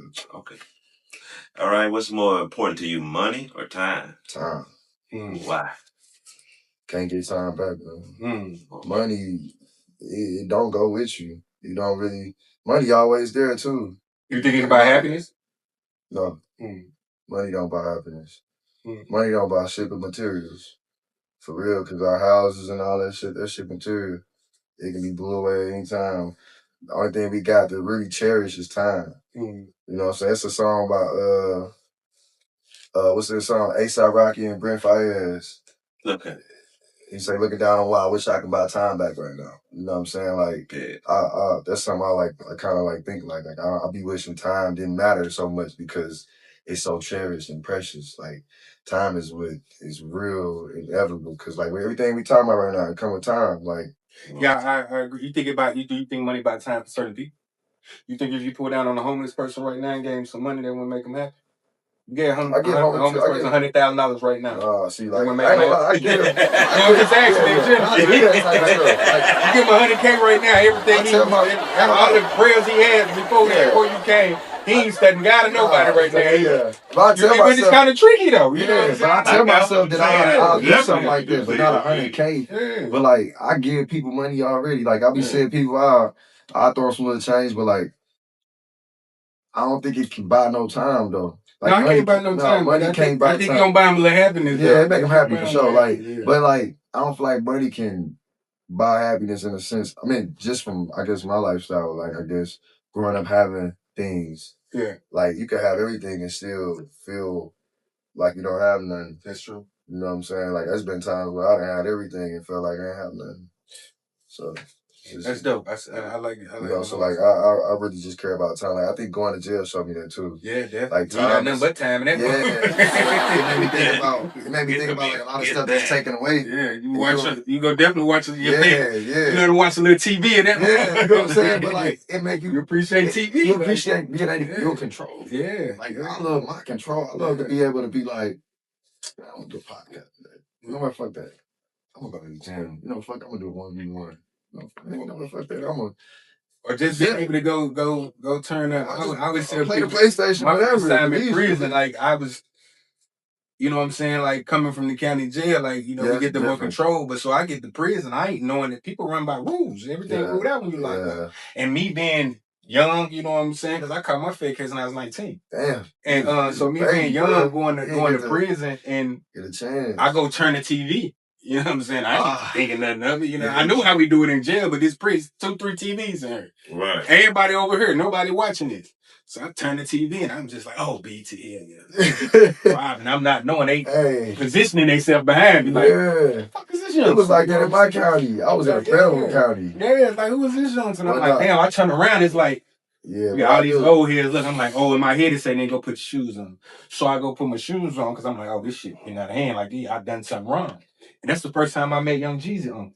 That's crazy. And he come, we was in the same dorm. They didn't even know who he was, but he was the first one to come say, and youngster, you know, some youngster shit in here, ain't you? But then when as soon as he said that, it's like 4 more old heads come behind her, and they could have fucked me up. Probably wanted to. Respectfully, they should have. Yeah. But they also knew that you ain't know. He knew her. He don't know. Man. And that's when they got to tell him, like, nah, youngster, you can't do that. But You know that's what I'm saying? who in jail. Yeah. Like, when I first went to jail, I ain't know the shower shoes. Yeah, yeah. So I went in there with fucking barefoot. They like, hey! He like, I control you. Hey, put your shoes on. Put shoes on. Snap I ain't never been to jail. Yeah, so I'm like, you know, it's rules. There's rules. There's things you have to, and it be the dumbest because you used to get in the shower with no shoes on. But you went shell shock. It's your first day in jail. You like, shit.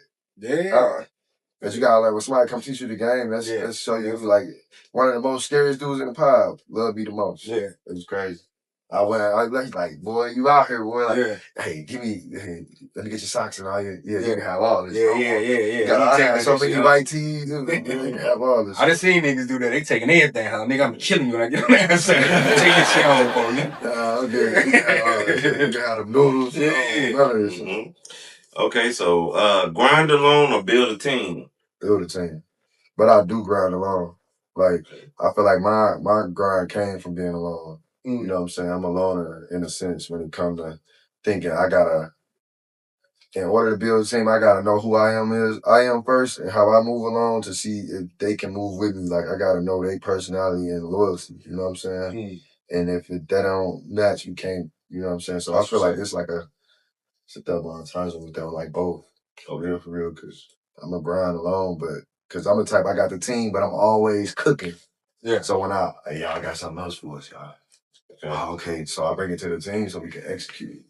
If it's something bigger than me that I can't do by myself. But most of the things I can't do by myself. So I'm gonna need a team. It's a team for everything. Strength and numbers. Yeah, so like my training team is me and Crunchy and my homie ISO, and I got a few other coaches that come, but they ain't learning how to actually train. But then my coaching staff is like novice.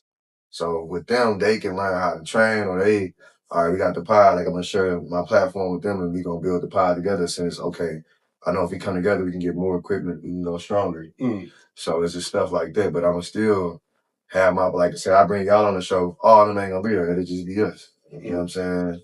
So we definitely gonna come check you out. Man. Don't ask me no sports questions. No, it's last game I watched, I went to see Kobe play. We're involved in the sports world because our stuff is off the court too. Okay. Because you know, it's a lot of sport guys that fall to the streets that could have played, like how you said, you didn't play with Coach Foreman. You obviously you was in the gym on the court. I was at that. So to TJ used to lap us, and then then you have to run that big ass feet. Yeah, so like you got lap, then you knew you ain't. But you could come from the demographic of kids who have a challenge in sports to where they ain't. All you needed was, hey, come on, like how he is today. Like if you was a kid and like on my team, hey, no, come on, man. I got a knucklehead or two. Hey, come on. Yeah, I always think that. Yeah, I'm sure. It's just more so somebody got to take the time. Yeah, instead of a lot of time. They was give me pistols and shit instead of. You know what I'm saying? Like, but at that point when you grown, like I ain't gonna lie. At that point when you like that though, it's nothing. It's nothing nobody can really do. It's all on because you already growing up. You said you on some other shit. So like. With the coach, a coach I have to see that and be able to. You have to find that coach or that OG that relate to you that ain't trying to steer you wrong or trying to All right, man, you hard-headed. Yeah. Come on. I got you. Hey, I love you. Yeah. I love you. I got you. I believe in you, bro. Yeah. Cause I got a kid that's like that. Like he only in the fourth, fifth grade. He ahead of his years for sure. Yeah.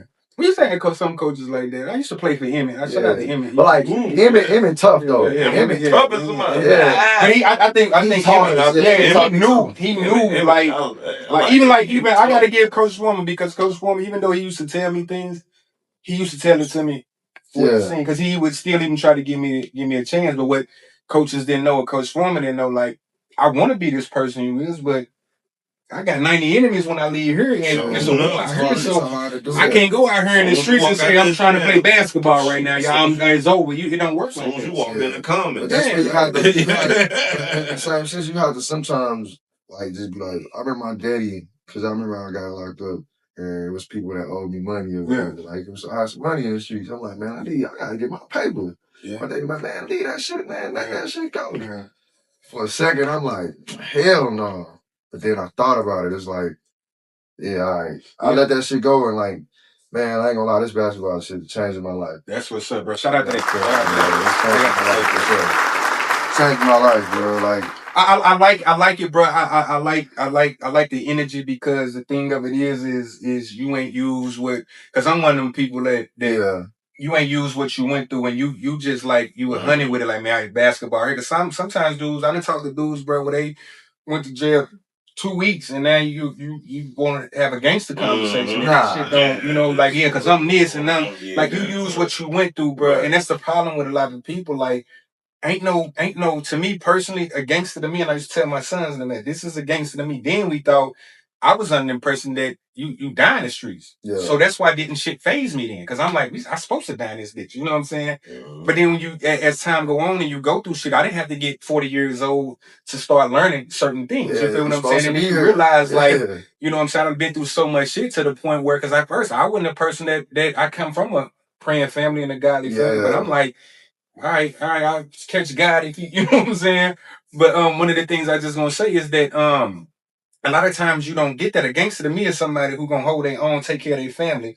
You feel what I'm saying? And handle their responsibility. That shit gangster to me. You feel what I'm saying? You can come to me with 9 guns. I just seen people, I done been locked up with niggas who got 13 bodies, but when ain't no guns in his prison yard, you a nobody. You feel what I'm saying? That's cowardly. Yeah. And I'm in the Lou. You know how they are in the Lou. You've been in the Lou. You know what I'm saying? I grew up there, man. It's the most dangerous, one of the most dangerous city in the world. Yeah, dangerous. So you gotta have some sort of a mentality to get through certain situations, but you also can adapt to what you come from and been through and make the shit change you. And at 30 years old, to hear you say that, you feel what I'm saying, and to see you doing what you're doing at 30 years old, I'm steady throwing your age out there because you're still young. Like, you know what I'm saying? So at 30, because it's not often you hear that, bro. Yeah. You know what I'm saying? So I myself personally want to salute you in everything you're doing, and just to take what you've been through and turn it into something different, bro. Yeah. That's gangster shit.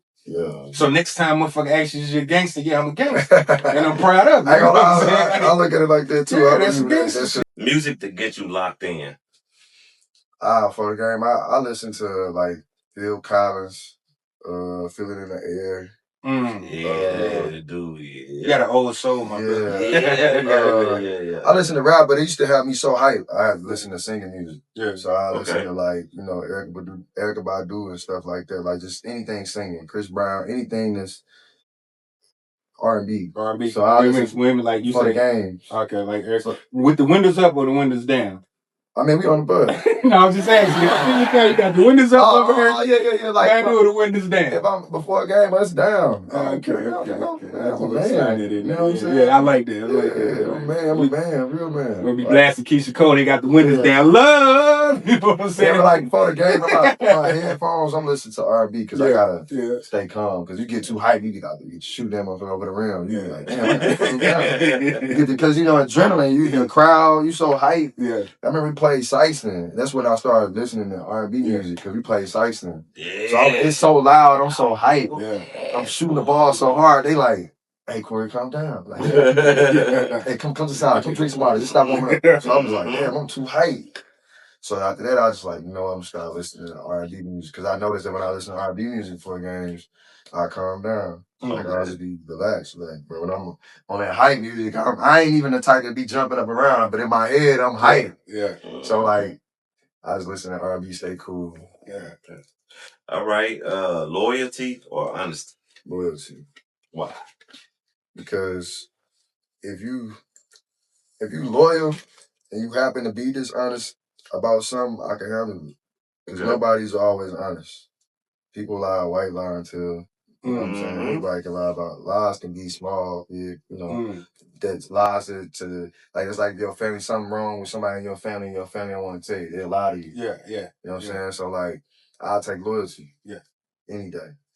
Bet. Okay, so the last question I gotta ask, something you wish you had started earlier, because that's gonna be something that every team can relate to, and you know some of those like what so they can get on the same path that you know you get them a head start.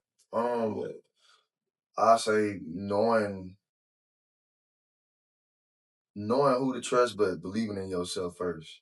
Like, I always believed in myself first, but, like, solely believe. Like, I used to understand that, like, solely believe in yourself. Yeah. Like, you know what you want. Because sometimes we get caught up in, like, we forget it's our dream. Yeah. So, like, we'll let somebody tell us, oh, you should do this the whole time. If I wasn't already doing what I was doing, because you have gave me that idea. Yeah. So, therefore, it's like, sometimes every idea ain't the best idea sometimes, but I always consider them. Yeah. So, like, if I would do anything different, it would just be not to take ideas, but consider them. Like, just only consider them. Like, weigh the ideas more. And, of course, the judgment, who you surround yourself around. Not saying I always had bad people around me, but maybe at the time I had people around and I wasn't on the right shit. You know what I'm saying? Or consistently, you can't be 1 foot this way, 1 foot that way. You got it helps. Yeah, like I heard an OG say when I was working on Lowe's, if you know what you want, it helps a lot. Yeah. It helps everything. It kills everything. You know exactly what you want, like, and how you want to do it. It kills everything. Like, the AAU thing, everything y'all seeing is like, all right, man, I thought about this. Like, we're going to practice like this. We're going to do the pictures. We're going to do it like this. We're going to have 8 coaches. We all going to, it's gonna be a protocol for the coaches and it's rules. Yeah. Like, you break rules as a coach, you get fined. Yeah. Facts. So you call it, like, we could curse, we call the kids a B word, fine. Yeah, y'all keep doing it. Y'all got Emmett on y'all staff. Emmett with us. He Emmett no more. He chill. Like, when he come talk to the kids, it's really, he help a lot with my 5th graders. Yeah. Because when he come talk, one time we was having trouble with the zone, but when he came talk, like, you know, he all big. They looking like, he like, look, this how y'all gonna do it. He just showed them, they just locked in. And then he even made me see some shit that was more, it's like, man, it's a reason why they taught us stuff. You know what I'm saying? Like, I never get too big for my britches, like, to where I can't learn from Emmett still. Definitely. I still call Emmett and be like, Coach, what's up, Coach? I still call him Coach. I never be like, Emmett. I feel like it's disrespectful to call him Emmett. Like, Coach. What's up, Coach Emmett? I think his coaching gave you tough skin because he's on the court. He used to yell at me so much. He want to quit. I remember one time I caught an interception, my first interception ever. We in Knoxville, Tennessee. He yelling at me so bad. I'm like, I ain't even know. I'm like, damn, did I do something wrong? He's like, that's all you gotta do. I'm like, I didn't even know how to, like, celebrate. I'm thinking, like, he's still mad, like, yelling at me, but, like, he'll motivate you to where you'll go further than what you think. Like, I feel like he was pivotal. Shout out to Emmett, man. Shout out to Emmett was everything to me when I was a child. That's the only coach my mama can't tell. Emmett like, hey, my mama took me off the football team. He pulled up like, hey, he playing football. I'm finna put him on my team. He in a big ass yellow school bus. And I'm putting him on my team. Then I ain't even ride. We just rolled by. He's like, I was outside. He said, where your mama at? I'm like, she in the house. I said, tell her come to the door. And then I'm finna come get him for football practice. He playing. He gonna play with me. That's how he was, bro. And he ain't gonna get in trouble at school. And I did. When I play with him, because I know he'll run the boy. He gonna run the shit. How do you duck walk 100 yards? I mean, my mom made us quit. You ain't playing basketball. Emmett come right over. Yeah, they is. What I got for him is worse than what you let him do. Oh, my mom like Emmett gonna get you right. Yeah, He taught me to like. I make my kids duck walk. Yeah, Coach Emmett. He used to make us duck walk, right? And I'm making the kids do I just think his ass is crazy. We all got a little Emmett in us. Yeah, we got We got that. We got that in us, man. Yeah. That's like my long lost uncle. Yeah. Can we see in the future and what you got planned? I'm gonna be more places as far as like I said, I got a camp at the end of May. We train every week. We got basketball tournament next week in Indiana. Then we go to Kansas City in June. Then we go to Chicago in July. And I said like I got camps, and then we probably gonna do some more stuff like probably like 3-point contests, stuff like that. We get people involved, like getting things like that, fundraisers. You know, I got a team, so we gonna do a lot of giving back too. Like my team ain't gonna just be for fundraising and stuff like that. We gonna get out in the community and do stuff like that. I want to do like my dad used to have us do like in Christmas can drives and stuff. So we'll get so many cans taken to homeless shelters, clothes, like.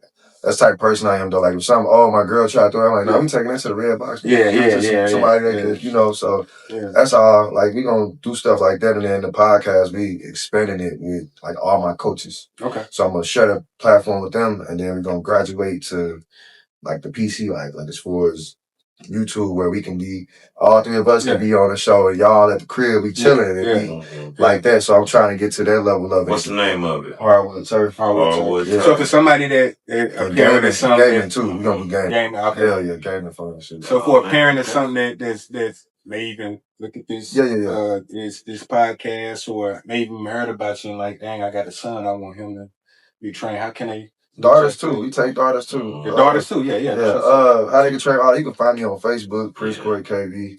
You can find me on Facebook, Instagram, TikTok, all the same name, Prince Corey KV. You can hashtag CFB, CFE, Corey Frazier Basketball, Corey Frazier Elite. But the elite team is a select team, so we pick them like we offer it like it's college type shit. So, but basketball, you can come $25 an hour, the cheapest, but the best.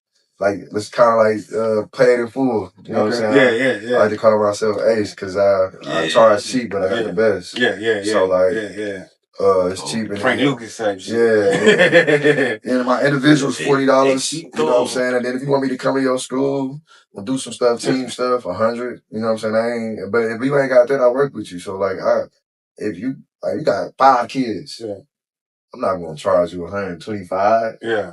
But if you want to come to me twice a week, all right, give me $75. Yeah, that's what's up. Or whenever you come, or you like, I have deals where some parents can pay, you know what I'm saying, like all at one time. But I try not to like make it about money. Like I tell parents, I don't want it to be a bill. Right. I want to help you, but in that sense, it gives me more blessings because like parents sometimes like, no, I'm gonna pay you, and then pay you more. Like, I love what you're doing, like, because like we give it all, bro. Like, we sweat hard. Like, explain to them exactly.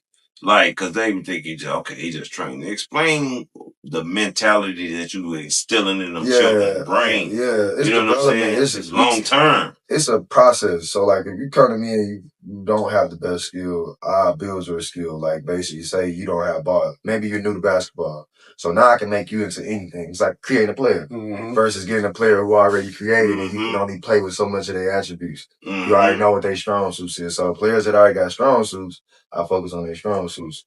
Their weaknesses will get better once they learn how to control their strong suits. Now, once you control your strong suits, you can easily pick up on working on your weakness. Yeah. Then your weaknesses become strong before you know it, you got all around game. There you go. You know what I'm saying? So it's just like developing the skill all around the world. I mean, all around the world. Shit, basically, like just developing it. Yeah. You know what I'm saying? It's like if you study the body, you're gonna think about the fingers, fingernails, how it goes. You know, that's how we doing basketball. Each position on the court is so many spots. So we work on spots, we work on ball handling, we work on situationals, just a plethora of stuff. You know, basketball is just, but we break it down. Like, we ain't like other people. Okay. I feel like we're going to be the first ones that go into, because in our session, sometimes I record kids and show them what they can look, see how you moving right here. I need you moving like this. This how you move. So like, even at AAU, we go out of town Friday, before we even play. It's a whole structure. We leave at this time. We doing this. We got player meet. Okay, we got team film. Then we got walkthroughs. You don't know what you're doing, you ain't playing. Shit, like, oh, you talking during? All right, take him to the. Yeah, we don't fuck that shit. Yeah, shout out to you for that, bro.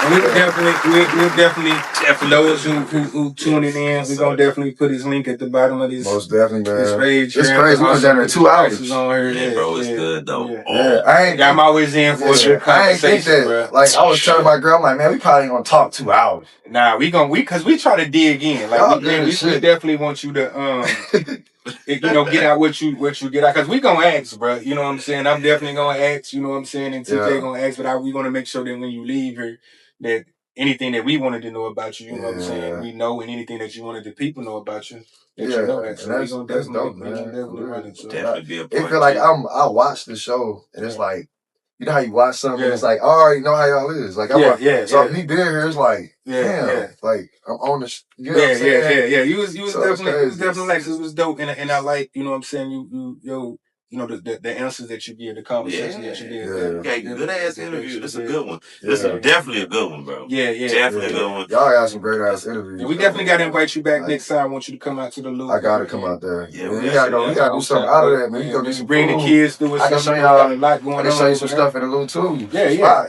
You know, I like to eat, bro. Yeah, I know. You went to Miami Grill before. Yeah. Miami Grill, New York Grill. Yeah. So y'all gotta take me to those places. Yeah, man, it's a lot of spots. It's a lot. If you like a good chicken sandwich, like, it's a spot my dad used to take me to. It's an Irish spot. What's it called? O.B. Clark's. O.B. Clark's. It's in Brentwood.